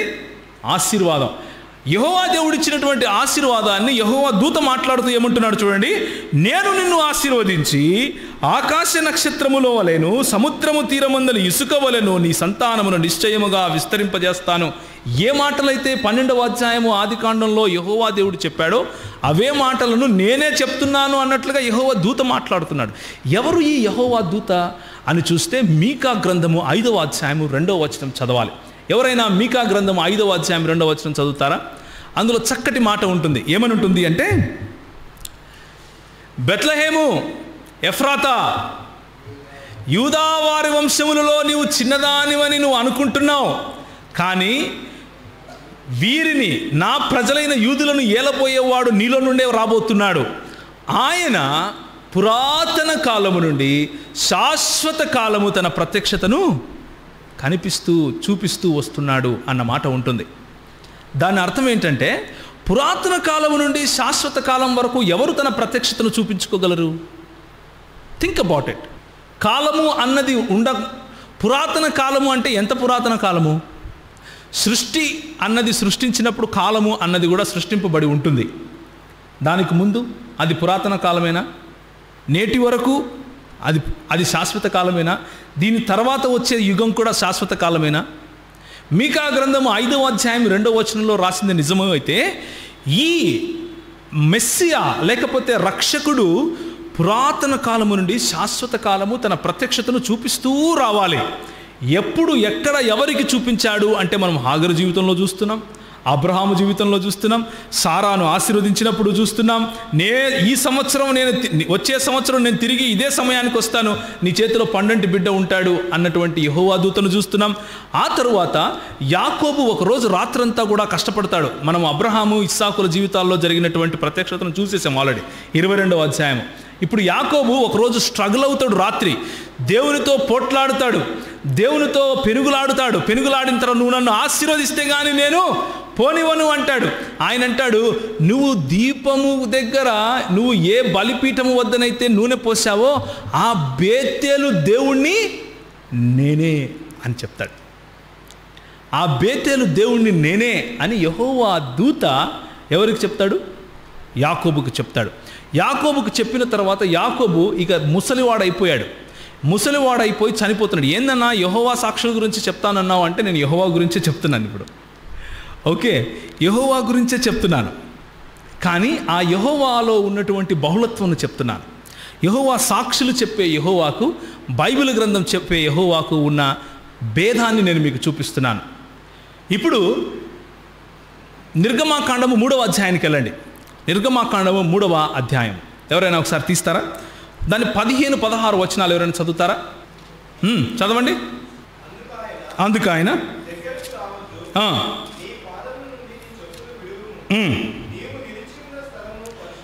నీవు నిలిచియున్న స్థలము పరిశుద్ధ ప్రదేశము, నేను నీ తండ్రి దేవుడను, అబ్రహాము దేవుడను, ఇస్సాకు దేవుడను, యాకోబు దేవుడను అని చెప్తున్నారు. ఎవరు చెప్తున్నారు ఇక్కడ? నేను అని ఎవరు చెప్పుకుంటారు ఇక్కడ? యెహోవా కాకుండా నువ్వు చెప్తావా నేను యెహోవా దేవుడిని? చెప్పవు. నేను చెప్పుకోలేను. యెహోవా దేవుడే చెప్పుండాలి. ఏమని చెప్పుండాలి? నేను అబ్రహాము దేవుడిని, నేను ఇస్సాకు దేవుడిని, నేను యాకోబు దేవుడిని అని చెప్పుండాలి.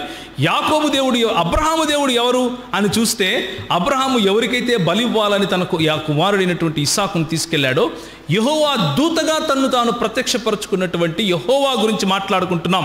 ఆయన నువ్వు నాకు నీ కుమారుని ఇవ్వటానికి వెనుదీయలేదు కాబట్టి నేను నిన్ను ఆశీర్వదిస్తానంటున్నాడు. నేను నిన్ను ఆకాశ నక్షత్రాలుగా చేస్తానంటున్నాడు. నేను నిన్ను ఇసుకరేణువుల వలె వర్ధిల్ల చేస్తాను అంటున్నాడు. అదే అబ్రహాము, ఇస్సాకుల తర్వాత యాకోబు గురించి మాట్లాడుకుంటున్నాం. ఇప్పుడు కనెక్షన్ వచ్చిందా? రైట్. ఇక్కడ 3వ అధ్యాయము ఎక్సడస్ లేకపోతే నిర్గమాకాండం గురించి ఎందుకు చూస్తున్నాము అంటే, దేవుడు తనకు తాను ఒక ఆధార్ కార్డు చూపిస్తున్నాడు. మనం వెళ్ళామనుకోండి, నేను ప్రవీణ్ అన్నాను అనుకోండి, అరే నువ్వు ప్రవీణ్ బాగానే ఉంది, ఏంటి నీ గుర్తింపు అంటే, నేను నా పాస్పోర్ట్ కానీ ఆధార్ కార్డు కానీ లైసెన్స్ కానీ చూపించాలి. ఫలానా వ్యక్తి కొడుకుని, ఫలానా ఊరికి చెందినవాడిని, ఫలానా అడ్రస్లో ఉంటాను అని చెప్పినట్లుగానే యెహోవా దేవుడు తాను ఒక ఆధార్ కార్డు చూపిస్తున్నాడు మనకి. ఏమని? ఒరే బాబు, నీ తండ్రి అయిన అబ్రహాము దేవుణ్ణి నేనే, నీ తండ్రి అయిన ఇస్సాకు దేవుణ్ణి నేనే, నీ తండ్రి అయిన యాకోబు దేవుణ్ణి నేనే అంటూ ఎవరికి చెప్తున్నాడో తెలుసా? మోషేకి చెప్తున్నాడు. మోషే అడుగుతున్నాడు, నన్ను పంపిస్తున్నావు బాగానే ఉంది, వాళ్ళు అడుగుతారు ఎవరు పంపిస్తే వచ్చావని నేనేం చెప్పాలి సమాధానం? ఎవరు నువ్వు అన్నందుకు సమాధానం చెప్తున్నాడు. అయితే ఈ సంఘటన జరగటానికి ముందు ఒక విషయం జరిగింది. ఏం జరిగింది అంటే, ఆయన అలా చూస్తున్నాడు, ఒక పొద మండుతూ ఉంది కానీ పొద మాత్రం కాలిపోవట్లేదు. పొద పైన అగ్ని ఉంది కానీ పొద కాలిపోవటం లేదు. చూద్దాం ఏమైందో అంటూ అక్కడికి అడుగులు వేయని ఆరంభించాడు అటువైపు. ఇప్పుడు చూడండి 3వ అధ్యాయం 2వ వచనం. యెహోవా కదా ఇప్పుడు, కానీ ప్రత్యక్షమైంది ఎవరు?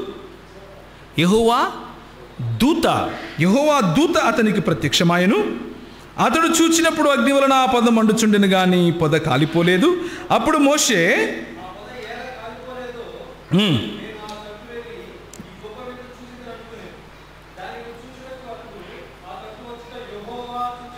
ఎవరు చూచారు? అక్కడ ప్రత్యక్షమైంది ఎవరు? ప్రత్యక్షమైందేమో యెహోవా దూత, కానీ ఏమవుతుందో చూద్దామని అక్కడికి వెళ్తున్నప్పుడు ఎవరు చూస్తున్నారు? యెహోవాయే చూస్తున్నాడు. ఆ తర్వాత ఎవరు మాట్లాడుతున్నారు? పొదన అడిమిని వచ్చింది ఎవరు? యెహోవా దూత. ఇప్పుడు దేవుడు మాట్లాడుతున్నాడు పొదన అడిమి నుండి. సో దేవుని వాక్యం మనకేం చెప్తా ఉంది? ఆ యెహోవా దూత ఎవరని చెప్తా ఉంది? దేవుడే అని చెప్తా ఉంది. దేవుడు ఆ పొదన అడిమి నుండి మాట్లాడుతున్నాడు. ఏమని మాట్లాడుతున్నాడు? చదవండి.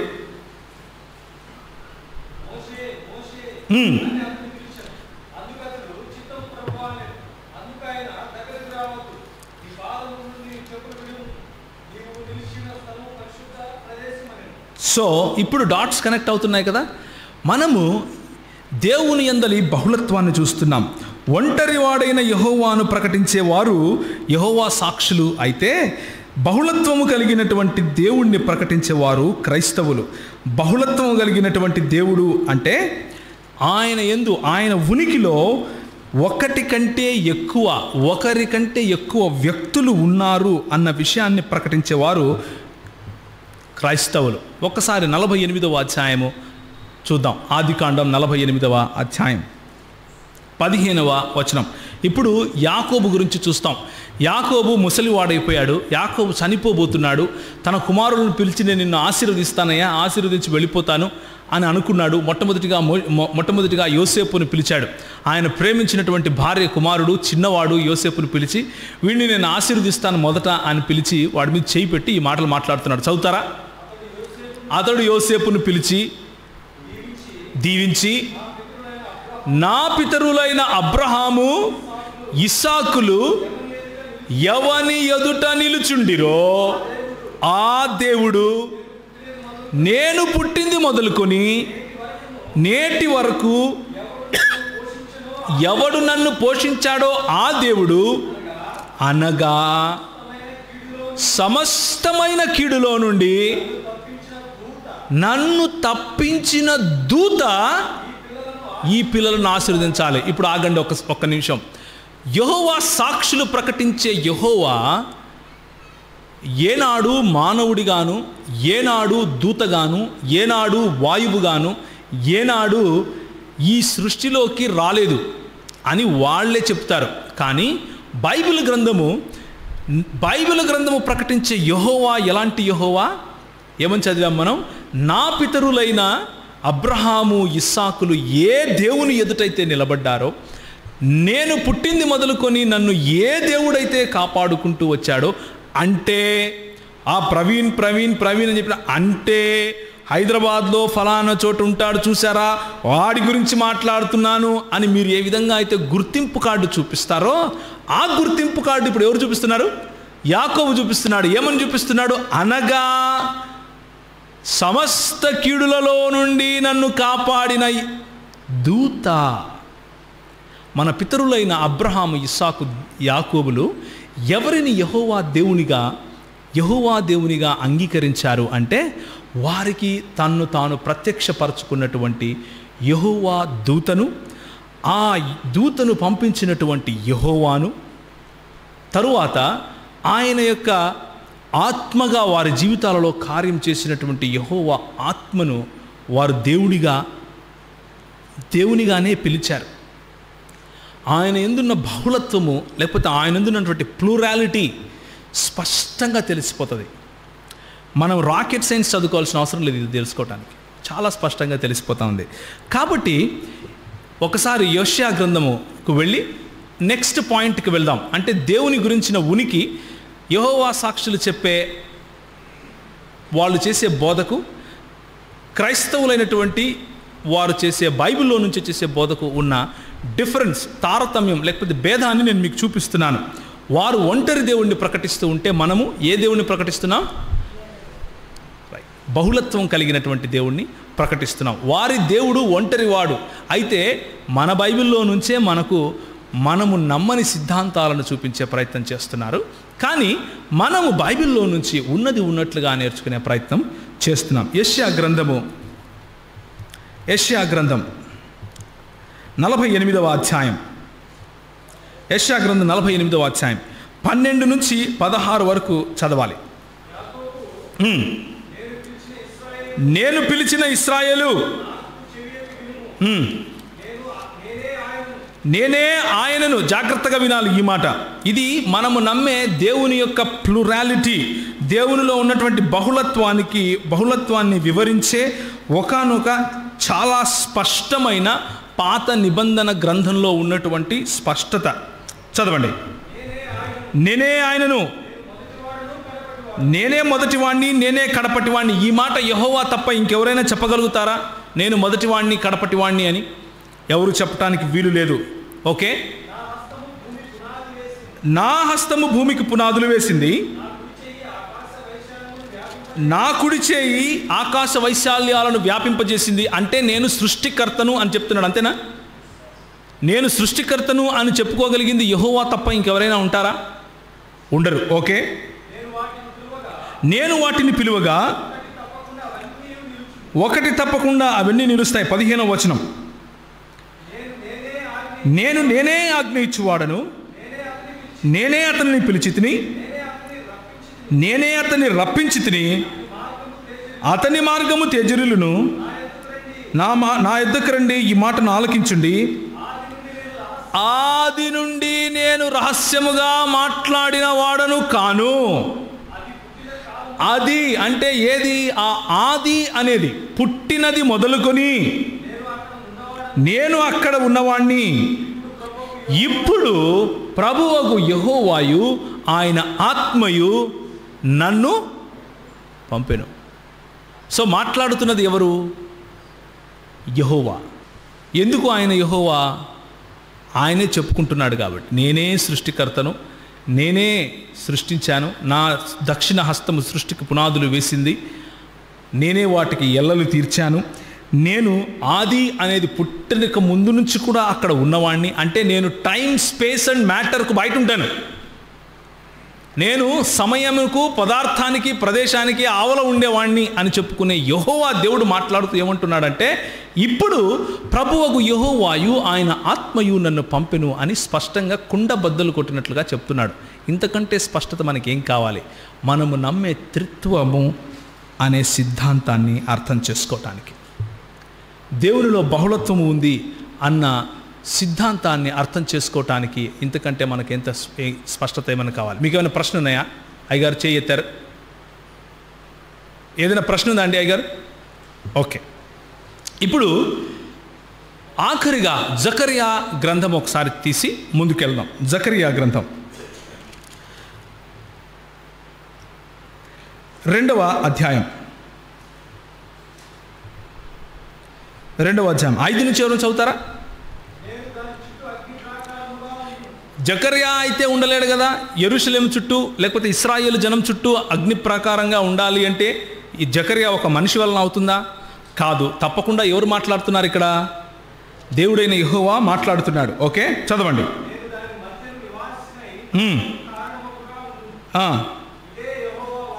ఓకే, చదవండి. 10వ వచనానికి వెళ్దామా? సియోను నివాసులారా, నేను వచ్చి మీ మధ్య నివాసం చేస్తాను, సంతోషంగా ఉండి పాటలు పాడండి, ఇదే యెహోవా వాక్కు.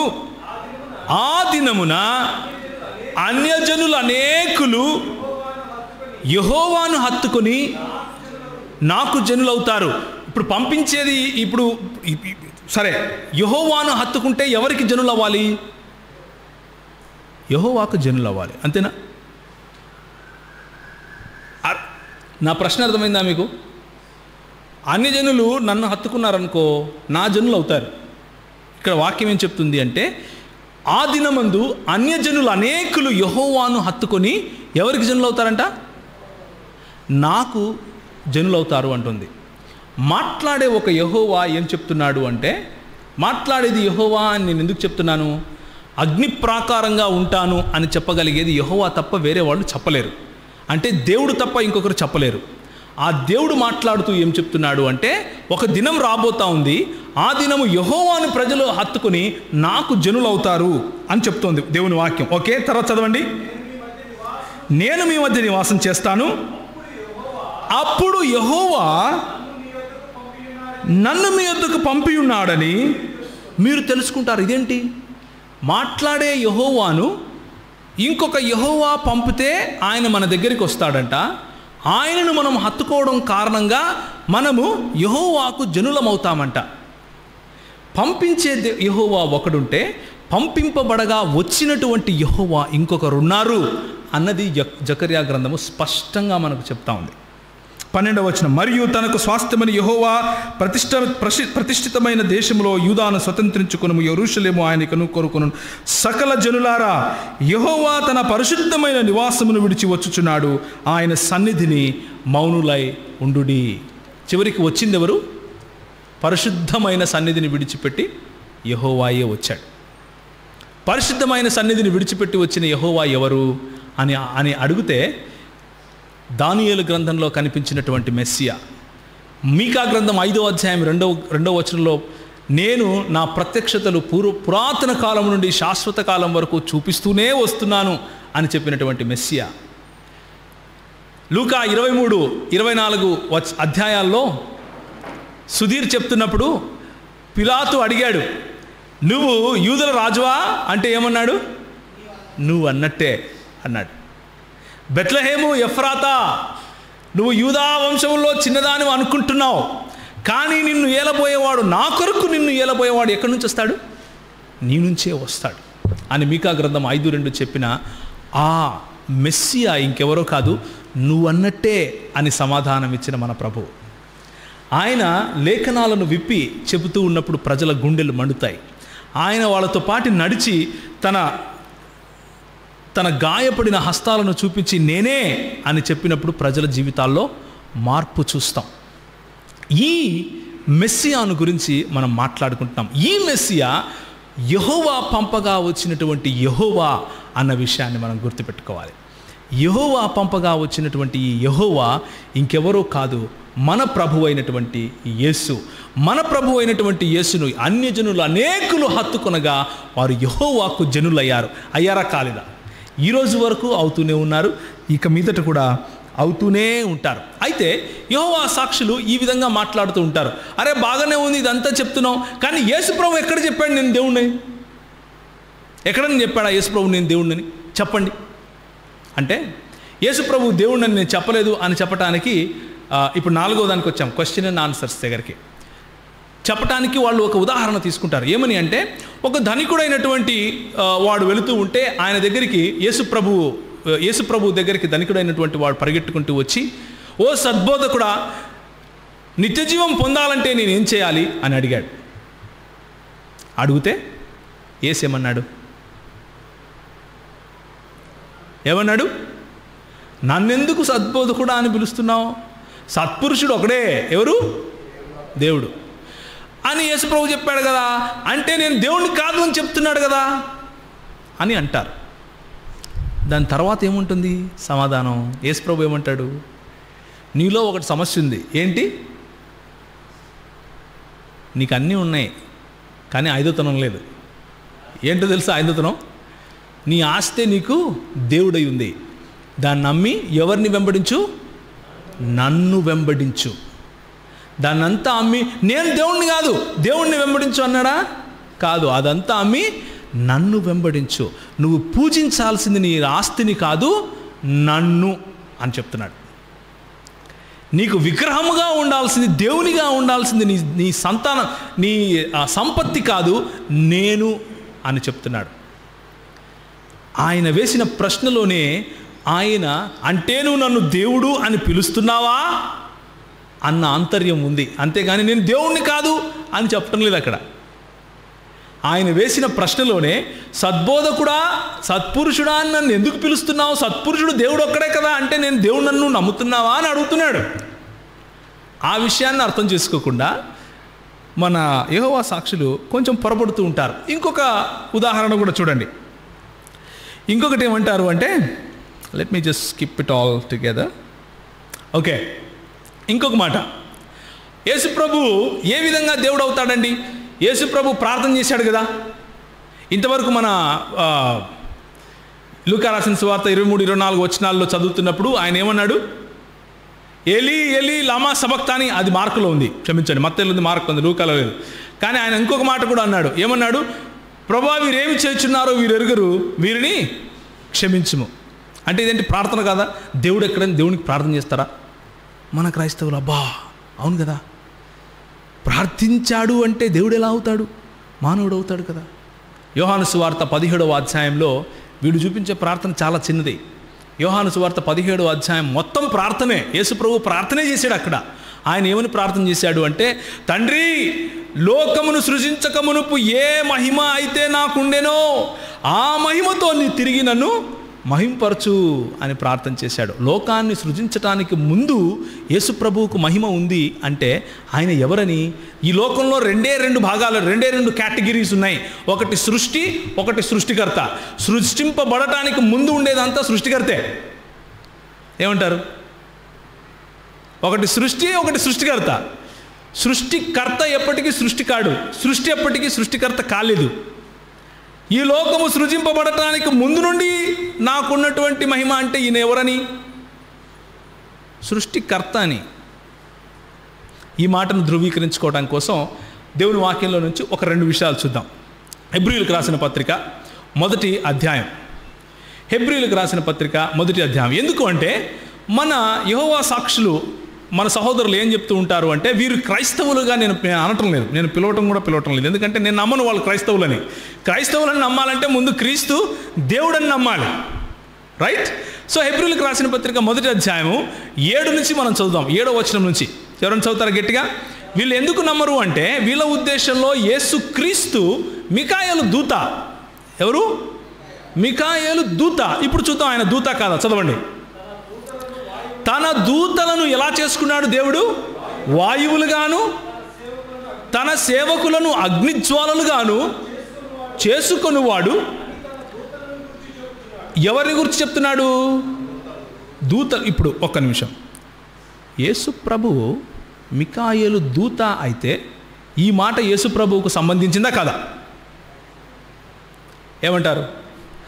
దూతలను అగ్నిజ్వాలలుగాను సేవకులను ఎలా చేసుకున్నాడు? అగ్నిజ్వాలలుగా. దూతలను ఎలా చేసుకున్నాడు? వాయువులుగా చేసుకున్నాడు. ఒకవేళ యేసు ప్రభువు మికాయేలు దూత అయితే ఆయన ఏమై ఉండాలి? వాయువన్నా అయి ఉండాలి, లేకపోతే అగ్నిజ్వాలలన్నా అయి ఉండాలి. కానీ తన కుమారుని గూర్చి అయితే, దేవా నీ సింహాసనము నిరంతరము ఉండును, నీ రాజదండము న్యాయార్థమైనది, నీవు నీతిని ప్రేమించితివి.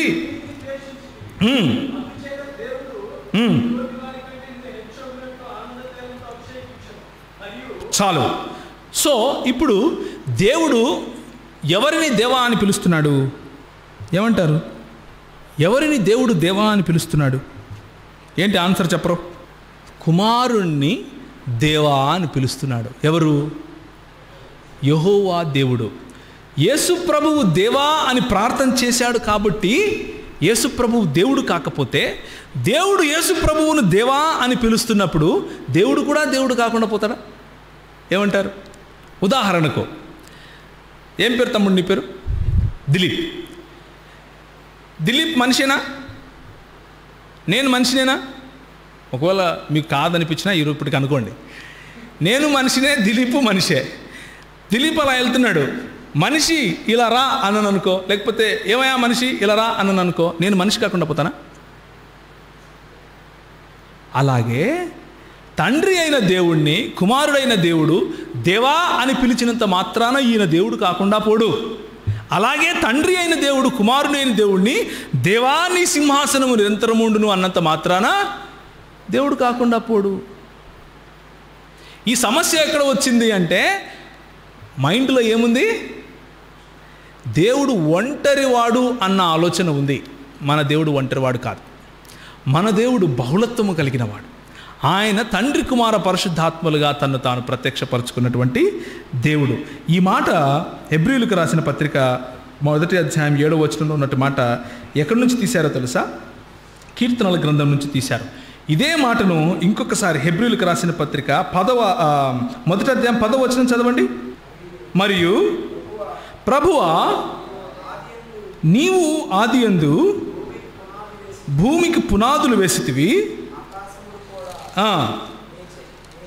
ఆకాశములు కూడా నీ చేతి పనులే.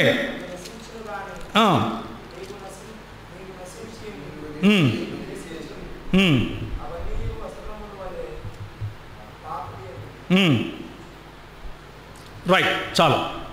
సో ఈ మాటలు ఎక్కడి నుంచి తీసుకున్నారు అంటే, కీర్తనల గ్రంథము 102 నుంచి తీసుకున్నారు. ఒకసారి కీర్తనల గ్రంథం 102కి వస్తారా?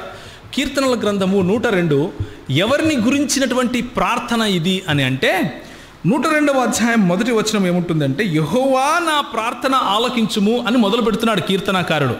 ఎవరితో ప్రార్థిస్తున్నాడు? యెహోవాకు ప్రార్థిస్తున్నాడు. ఏమని ప్రార్థిస్తున్నాడు? యెహోవా నా ప్రార్థనను ఆలకించుము. యెహోవా సాక్షులు వచ్చినప్పుడు ఇది చూపించండి. 102వ అధ్యాయం ఇక్కడ ఎవరితో మాట్లాడుతున్నాడు ఈయన కీర్తనకారుడు? యెహోవాతోనే మాట్లాడుతున్నాడు. చూశారా, యెహోవాకే ప్రార్థన చేస్తున్నాడు అంటాడు. ఏముంది 25వ వచనంలో? ఆదియందు నీవు భూమికి పునాది వేసితివి, ఆకాశములు కూడా నీ చేతి పనులే, అవి నశించును గాని నీవు నిలిచియుందువు, అవన్నీ వస్త్రం వలె పాతగిలును, ఒకడు అంగవస్త్రము తీసివేసినట్లు నీవు వాటిని తీసివేయుదువు. ఇది ఎక్కడో చదివినట్లుందా లేదా? ఎక్కడ చదివాము? హెబ్రీయులకు రాసిన పత్రిక 1వ అధ్యాయము 10వ వచనంలో చూసాం. ప్రభువా, నీవు ఆదియందు పునాది వేసితివి, ఆకాశం చేతి పనులే, అవి నశించును కానీ నీవు నిలుచుందువు, అవన్నీ వస్త్రం వలె పాతగిలను. యాజ్ ఇట్ ఈస్గా యెహోవాకు ఏ మాటలైతే ఉపయోగించారో అవే మాటలు తీసుకుని వచ్చి కుమారుడైనటువంటి మన ప్రభువుకు ఉపయోగించారు. ఈ మాటతో యెహోవా సాక్షులకు మాట ఉండదు. ఎందుకు అంటే ఏ యెహోవానైతే దేవుడు అని వారు అనుకుంటున్నారో అదే మాట, అదే దేవత్వము, అదే మహిమ, ఆయనకు వాడినటువంటి బిరుదులన్నీ కూడా యేసు ప్రభువుకు కూడా వాడటం చూస్తాం. ఆయన యెహోవానే అని దేవుని వాక్యం మనకు చెప్పినట్లుగా చూస్తాం. కాబట్టి యేసు ప్రభువు దేవుడు అని నూతన నిబంధన గ్రంథం మనకు చెప్తా ఉంది. ఎక్కడ చెప్తా ఉంది? యోహాను సువార్త 1వ అధ్యాయం 1వ వచనంలో ఏమని చెప్పాడు? ఆదియందు వాక్యం ఉండెను, వాక్యము దేవుడై ఉండెను, వాక్యము దేవుని దగ్గర ఉండెను, వాక్యము దేవుడై ఉండెను. ఇది ట్రాన్స్లేషన్ ప్రాబ్లం, ఇది ట్రాన్స్లేషన్ ప్రాబ్లం, ఇది అవునా? సరే, తీతుకు రాసిన పత్రికలో ఏమంటారు మరి? తీతుకు రాసిన పత్రిక చూస్తారా? తీతుకు రాసిన పత్రిక 2వ అధ్యాయము 13వ వచనం ఎవరైనా చదువుతారా? అనగా మహాదేవుడును మన రక్షకుడును అయిన యేసుక్రీస్తు. యేసుక్రీస్తు ఎవరంట? మహాదేవుడంట. వీళ్ళు దానికి ఏమంటారు తెలుసా? ఓకే ఓకే ఓకే మనము యేసు ప్రభువు మహాదేవుడు అని అంటున్నారు కదా, మైటీ గాడ్ మాత్రమే ఈయన మైటీ గాడ్ మాత్రమే. కానీ మేము నమ్మేది యెహోవాను, ఆల్మైటీ గాడ్. ఆల్మైటీ గాడ్ ఏమో యెహోవా అంట, యేసు ప్రభు ఏమో మైటీ గాడ్ అంట. మీకు ఇంతకీ ఎంతమంది దేవుళ్ళు అని అడిగాను నేను ఒకసారి. అంటే ఒకడే కదా అన్నారు. మరి ఒకడే అంటే ఇక్కడ మైటీ గాడ్ ఏంటి? మీకు ఎంతమంది గాడ్లు ఉన్నారు అని అడిగితే ఏం మాట్లాడలేదు. యెహోవా సాక్షులు మేము ఒక దేవుణ్ణి ఆరాధిస్తున్నాం అంటూనే బహుదైవారాధనకు వెళ్ళే ఆలోచన ఉన్నటువంటి వాళ్ళు. ఎందుకంటే లేఖనాల పట్ల అవగాహన తక్కువై ఆ సమస్య.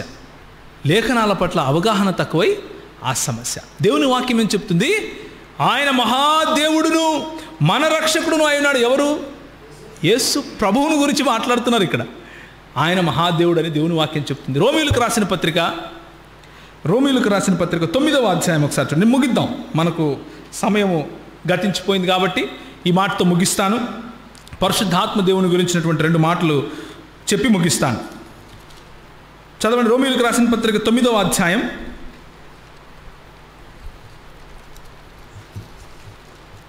తీశారు ఎవరైనా? రోమీయులకు రాసిన పత్రిక 9వ అధ్యాయం 5వ వచనం చదవండి.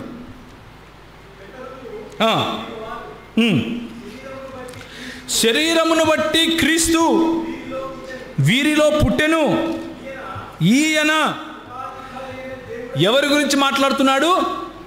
శరీరమును బట్టి యూదులలో జన్మించినటువంటి క్రీస్తు, యేసు క్రీస్తుని గురించి మాట్లాడుతూ అపోస్తలులు ఏం చెప్తున్నారు? ఈయన సర్వాధికారి అయిన ఆల్మైటీ గాడ్ అని ఉంటుంది ఇక్కడ. అర్థమైందా? తీతులో మైటీ గాడే కదా, ఇక్కడ సర్వాధికారి ఆల్మైటీ గాడ్, సర్వాధికారి అయిన దేవుడై ఉండి నిరంతరము స్తోత్రార్హుడై ఉన్నాడు. ఎవరు?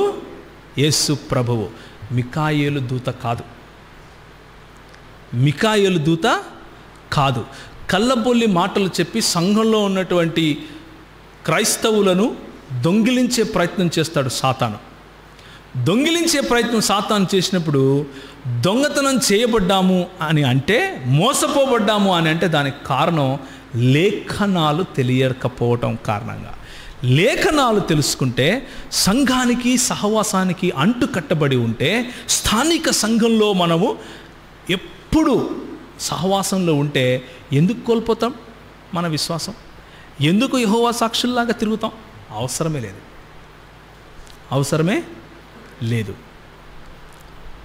యోహాను సువార్త 14వ అధ్యాయం, యోహాను సువార్త 16వ అధ్యాయం, ఈ 2 చోట్ల పరిశుద్ధాత్మను గురించినటువంటి మరి చక్కటి వివరణ ఉంటుంది.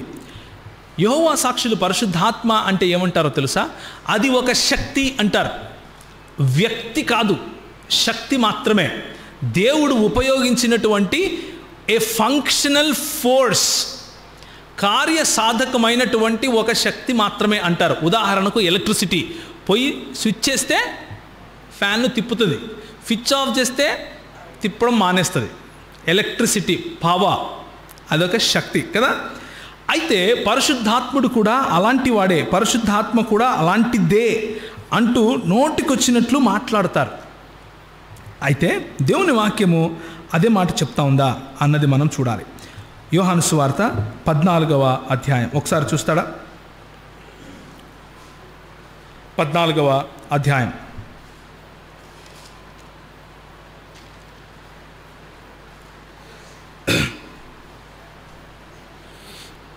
26వ వచనం.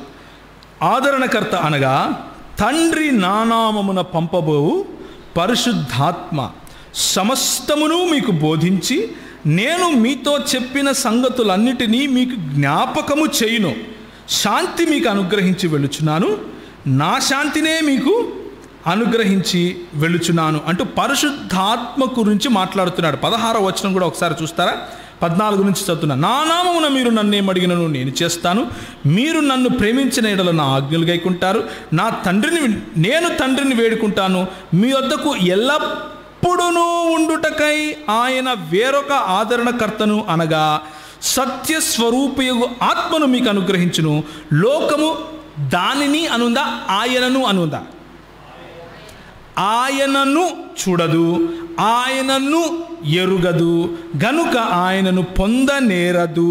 మీరు ఆయనను ఎరుగుదురు, ఆయన మీతో కూడా నివసించును, మీలో ఉండును, మిమ్మును అనాథలుగా విడువను, మీ యొద్దకు వత్తును అంటూ యోహాను సువార్త 14వ అధ్యాయంలో పరిశుద్ధాత్మకు ఉండవలసినటువంటి క్వాలిటీస్ అన్నీ చెప్తున్నాడు.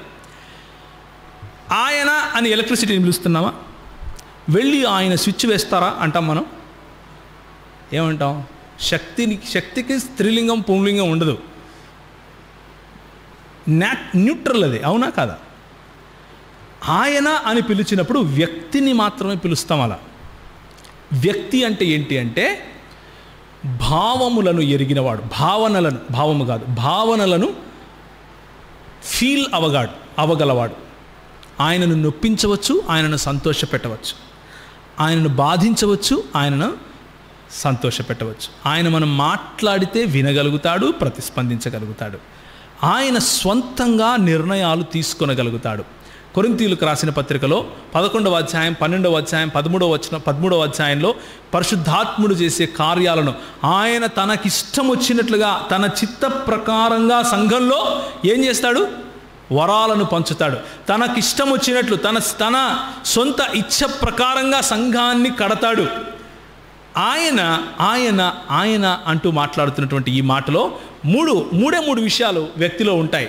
Number 1 intelligence, number 2 వొల్యూషన్, number 3 emotion. అంటే స్వయంగా నిర్ణయాలు తీసుకోగలిగినటువంటి శక్తి, బుద్ధి, తర్వాత భావనలకు ప్రతిస్పందించగలిగే శక్తి. ఈ 3 ఉంటే వ్యక్తి అని పిలవాలి, శక్తి అని పిలవకూడదు. కనుకనే యేసు ప్రభువు ఏ విధంగా వ్యక్తో, తండ్రి అయిన దేవుడు ఏ విధంగా వ్యక్తో, అదేవిధంగా పరిశుద్ధాత్మ దేవుడు కూడా వ్యక్తిగా మనకు పరిచయం అవుతాడు. అయితే ఈ పరిశుద్ధాత్మ దేవుడు ఫంక్షనల్ శక్తి కాదు అని నేను ఎందుకు అంటున్నాను అంటే, ఆయన సర్వవ్యాపి అయి ఉండాలి. అన్ని చోట్ల అందరితో యేసు ప్రభువు మాట్లాడిన మాటలు బోధించాలి అంటే ఆయన సర్వవ్యాపి అయి ఉండాలి. సర్వవ్యాపి అయి ఉన్నవాడు, సర్వవ్యాపి అయి ఉన్న వ్యక్తి దేవుడు కాక ఇంకెవరు అవుతారు? అన్ని చోట్ల అందరితోనూ ఒకే రకంగా ఒకే సమయంలో ఉండగలవాడు దేవుడు కాక ఇంకెవరు? మీలో ఉండును అంటే ఆయనలో ఉన్నాడు, నాలో ఉన్నాడు, మీలో ఉన్నాడు, అందరిలో ఉన్నాడు. దేవుడు కాక ఇంకెవరు అవుతాడు? సర్వజ్ఞుడు అయి ఉండాలి అంటే యేసుక్రీస్తు యొక్క జ్ఞానమును తెలిసి మనకు బోధిస్తున్నాడు అంటే సర్వజ్ఞుడు అయి ఉండాలి. సర్వజ్ఞుడు దేవుడు కాక ఇంకెవరు అవుతారు? కాబట్టి తండ్రి కుమార పరిశుద్ధాత్మలుగా మన ముందు తన ఉనికిని చాటుకున్నటువంటి దేవుడు అయిన యెహోవాను మనం ఆరాధిస్తున్నాం, అంతేగాని ఒంటరి వాడైనటువంటి దేవుడిని కాదు.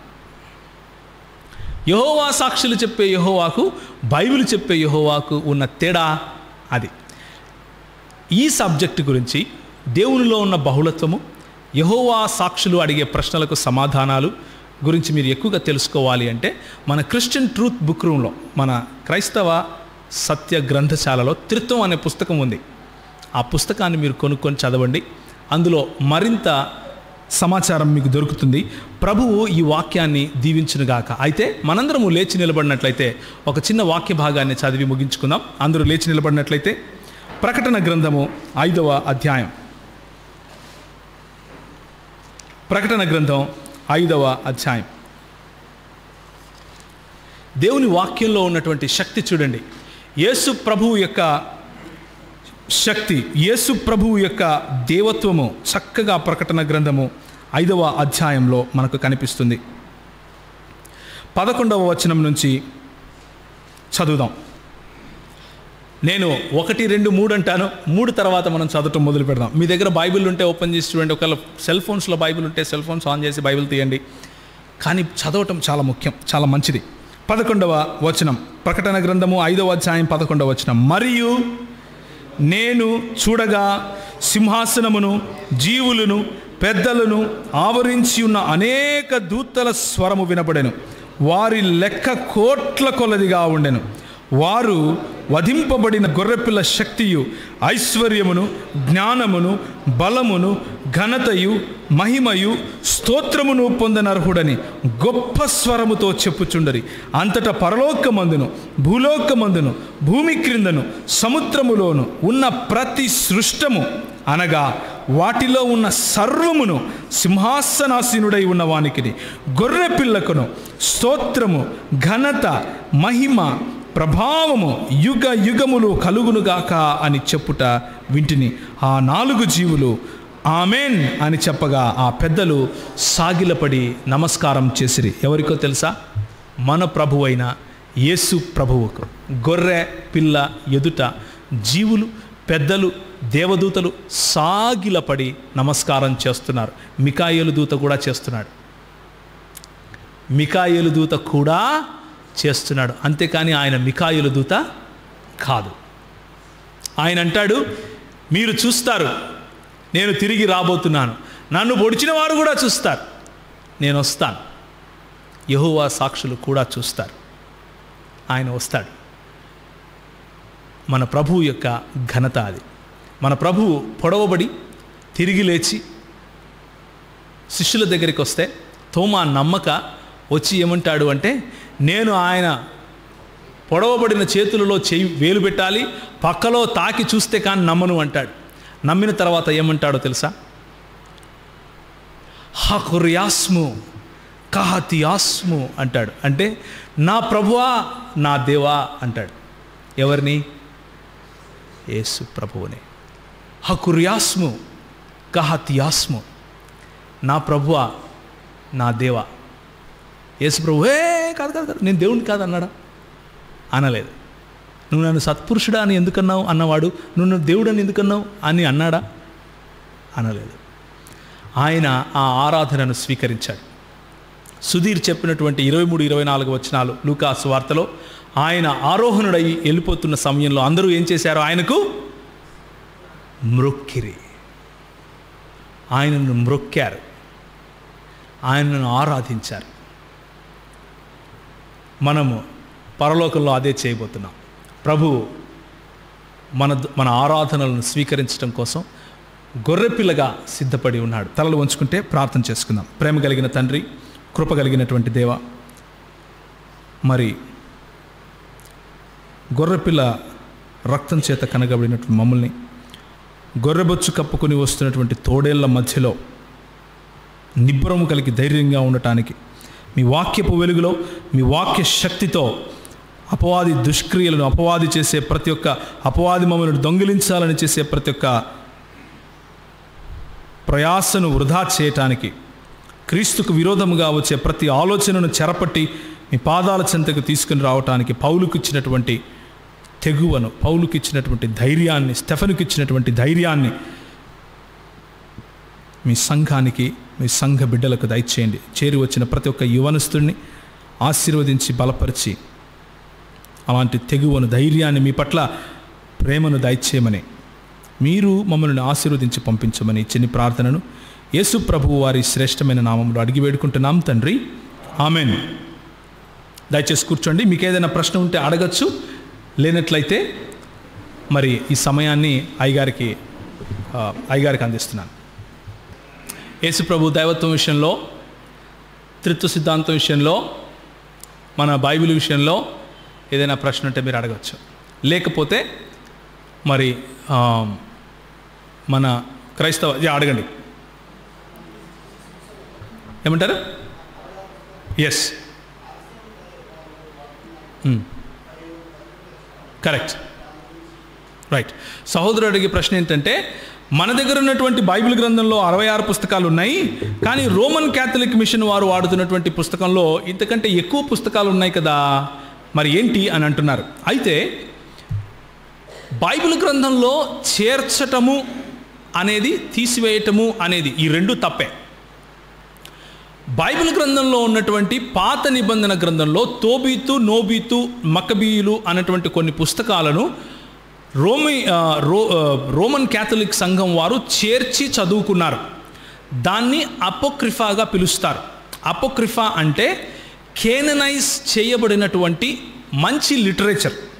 అది మంచి పుస్తకాలే, కానీ వాటిలో దేవుని గురించి నేర్చుకోవలసినటువంటి, మనుషులకు దేవునికి మధ్య ఉన్నటువంటి సంబంధాన్ని వివరించే మాటలు ఏవి లేవు. కాబట్టి క్రైస్తవ సంఘము అపోక్రిఫాగా పిలువబడుతున్నటువంటి మంచి పుస్తకాలే అయినప్పటికీ దేవుని గురించిన వర్ణన లేదు. కాబట్టి దేవునికి మనుషులకు మధ్య ఉన్నటువంటి ఆ సంబంధాన్ని చూపించే పుస్తకాలు కాదు. కాబట్టి అదేవిధంగా ప్రవక్తలు వ్రాసినటువంటి పుస్తకాలు కాదు. కాబట్టి మనం వాటిని తీసుకోం. మరి 22, 23, 24 అధ్యాయాలు సుధీర్ చెప్పినప్పుడు మీరు ఒక మాట వినుంటారు. ఏమని అంటే, ప్రవక్త మోషే ధర్మశాస్త్రములోను, ప్రవక్తలలోను, తర్వాత కీర్తనలలోనూ చెప్పిన ప్రతి మాట నెరవేరబడుటకు యేసు ప్రభువుకు ఏదైతే జరిగిందో అలా జరిగింది అని. ప్రవక్తలు చెప్పిన మాటలు మన దగ్గర ఉన్నాయి. మోషే రాసినటువంటి పంచకాండం మన దగ్గర ఉంది. కీర్తనలు మరియు విజ్డమ్ బుక్స్ అని ఏవైతే అంటామో, జబూర్ అంటారు, అవన్నీ కూడా మన దగ్గర ఉన్నాయి.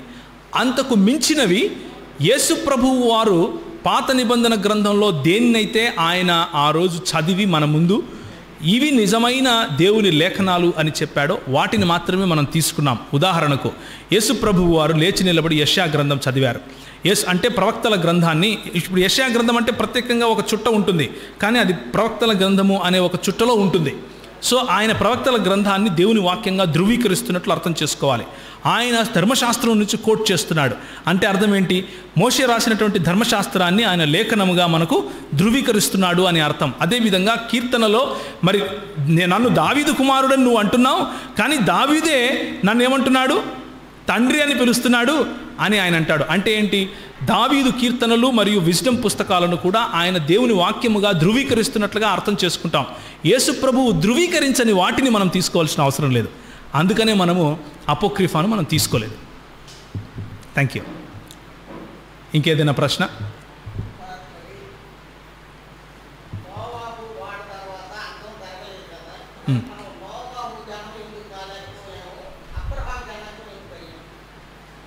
ఓకే. నోవహు సమయంలో మొత్తం ప్రపంచం అంతం అయిపోలేదు కదా. నోవహు కూడా నీతిమంతుడే.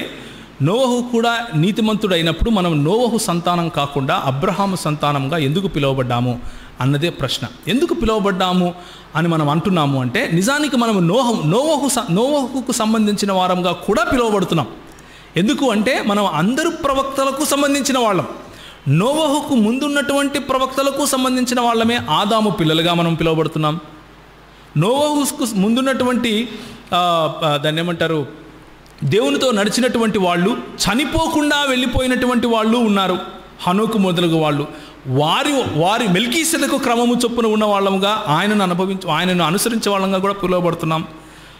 అదేవిధంగా అందరూ ప్రవక్తలను అనుసరించే వాళ్ళంగా కూడా పిలువబడుతున్నాం. అయితే అబ్రహాము అని ప్రత్యేకంగా ఎందుకు పిలువబడుతున్నాము అంటే, దేవుడే స్వయంగా తన్ను తాను ఎవరయ్యా నువ్వు అని అడిగితే నేను అబ్రహాము, ఇస్సాకు, యాకోబుల దేవుణ్ణి అని చెప్పుకున్నాడు. కాబట్టి విశ్వాసము అన్నదానికి కర్త, లేకపోతే విశ్వాసము అన్నదానికి కర్త దేవుడు, లేకపోతే యేసు ప్రభువే కర్తయు కొనసాగించువాడు అయితే మొట్టమొదటిసారి ఆ విశ్వాసమును పరీక్షించగా నెగ్గినవాడు అబ్రహాం.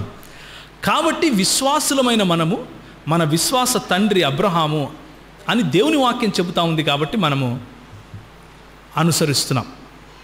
దేవుని వాక్యము ఎక్కడైతే చెబుతుందో అక్కడ మనం దాన్ని అంగీకరిస్తాం. దేవుని వాక్యం ఎక్కడ చెప్పదో అక్కడ మనం దాన్ని అంగీకరించాల్సిన అవసరత మనకు లేదు.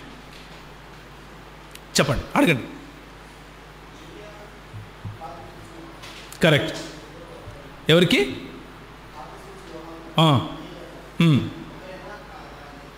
Okay, thank you brother. బాప్తిసమిచ్చి యోహాను, ఏలియా వీరిద్దరూ ఒకరేనా అన్నదే సమస్య కదా. యేసు ప్రభువు వారు దానికి ఒక చక్కటి మాట చెప్తారు. ఏమని చెప్తారు అంటే, ఈ భూలోకంలో స్త్రీకి జన్మించిన ప్రతి అందరికంటే కూడా శ్రేష్టమైన వాడు ఎవరంటారు? యేసు ప్రభువు కాదు, బాప్తిసమిచ్చి యోహాను అని చెప్తాడు. అయితే నా రాజ్యంలో ఒక అల్పుడు కూడా ఈయనకంటే గొప్పవాడు అని చెప్తాడు. ఎందుకు చెప్తున్నాడు అంటే, అక్కడ పాత నిబంధన గ్రంథంలో ఉన్నటువంటి క్రియల ద్వారా దేవుణ్ణి సంతోషపెట్టాలి అన్నటువంటి ధర్మశాస్త్ర రీత్యా ఏలియా ఆత్మ కలిగిన వాడైనటువంటి బాప్తిసమిచ్చి యోహాను ఉన్నాడు. కానీ ఉచితముగా ఏ క్రియలు లేకుండా ఉచితంగా రక్షణ పొందుకున్నారు. నేను మీకు ఇచ్చినటువంటి రక్షణ పొందుకున్న మీరు కేవలము విశ్వాసము కారణంగా రక్షణ పొందుకుంటున్నటువంటి మీరు ఇంతకంటే ఘనులు అని యేసు ప్రభు చెప్తున్నాడు. సో ఏలియా ఆత్మ గలవాడుగా మరి బాప్తిసమిచ్చి యోహానును పిలువబడ్డారు. బాప్తిసమిచ్చి యోహాను ఏలియా యొక్క ఆత్మ కలిగిన వాడు. రెండవ మారు ఏలియా వచ్చినటువంటి వాడు ఆయనే అన్నది నిజం. అయితే అందులో భిన్నమైన వాదనలు ఉన్నాయి. ఏమని వాదనలు ఉన్నాయంటే, ఆయన ఏలియా ఆత్మ కలిగిన వాడు మాత్రమే కానీ ఏలియాగే తిరిగి వచ్చినవాడు కాదు అన్నటువంటి వాదన ఒకటి. ఇంకొక వాదనేమో ఏలియా ఆత్మ కలిగి ఏలియా లాగానే ఏదైతే దేవుని వాక్యంలో చెప్పబడిందో అలా వచ్చినవాడు ఆయనే అన్నటువంటి మాట ఒకటి. రెండిట్లో ఏ అర్థాన్ని మనం తీసుకున్నా కానీ క్రైస్తవులంగా మనకు ఇబ్బంది లేదు. మనకెందుకు ఇబ్బంది లేదు అంటే, అంతకంటే శ్రేష్టమైన వారం మనం. Right, thank you. ఏదైనా ఇంక ప్రశ్న ఉందా? నేను ఎందుకు అలాంటి సమాధానం చెప్పాను అంటే, దాని గురించిన నా అభిప్రాయం ఒకటి ఉంది. ఆ అభిప్రాయం నేను నీకు చెప్పటం వల్ల క్రైస్తవ సంఘానికి పెద్ద ఉపయోగం లేదు. క్రైస్తవ సంఘానికి ఉపయోగం ఎప్పుడు అంటే, క్రైస్తవ సంఘాన్ని బలపరిచే మాటలు మాట్లాడుకున్నప్పుడు. సో ఆయన ఏలియానా కాదా అన్న విషయము ప్రత్యేకంగా మనం మాట్లాడుకుందాం. ఏమైనా ప్రశ్న ఉంటే అడగచ్చు. Okay, thank you very much. మీరందరూ వచ్చినందుకు చాలా చాలా వందనాలు. అడగండి అయ్యారు. ఓకే. మరి మన ప్రియరక్షకుడైన యేసు ప్రభు వారికి మరి మిమ్మల్ని అందరినీ ఈరోజు ఇక్కడికి తీసుకుని వచ్చినందుకు ఆయనకు అందరికంటే ముందు వందనాలు.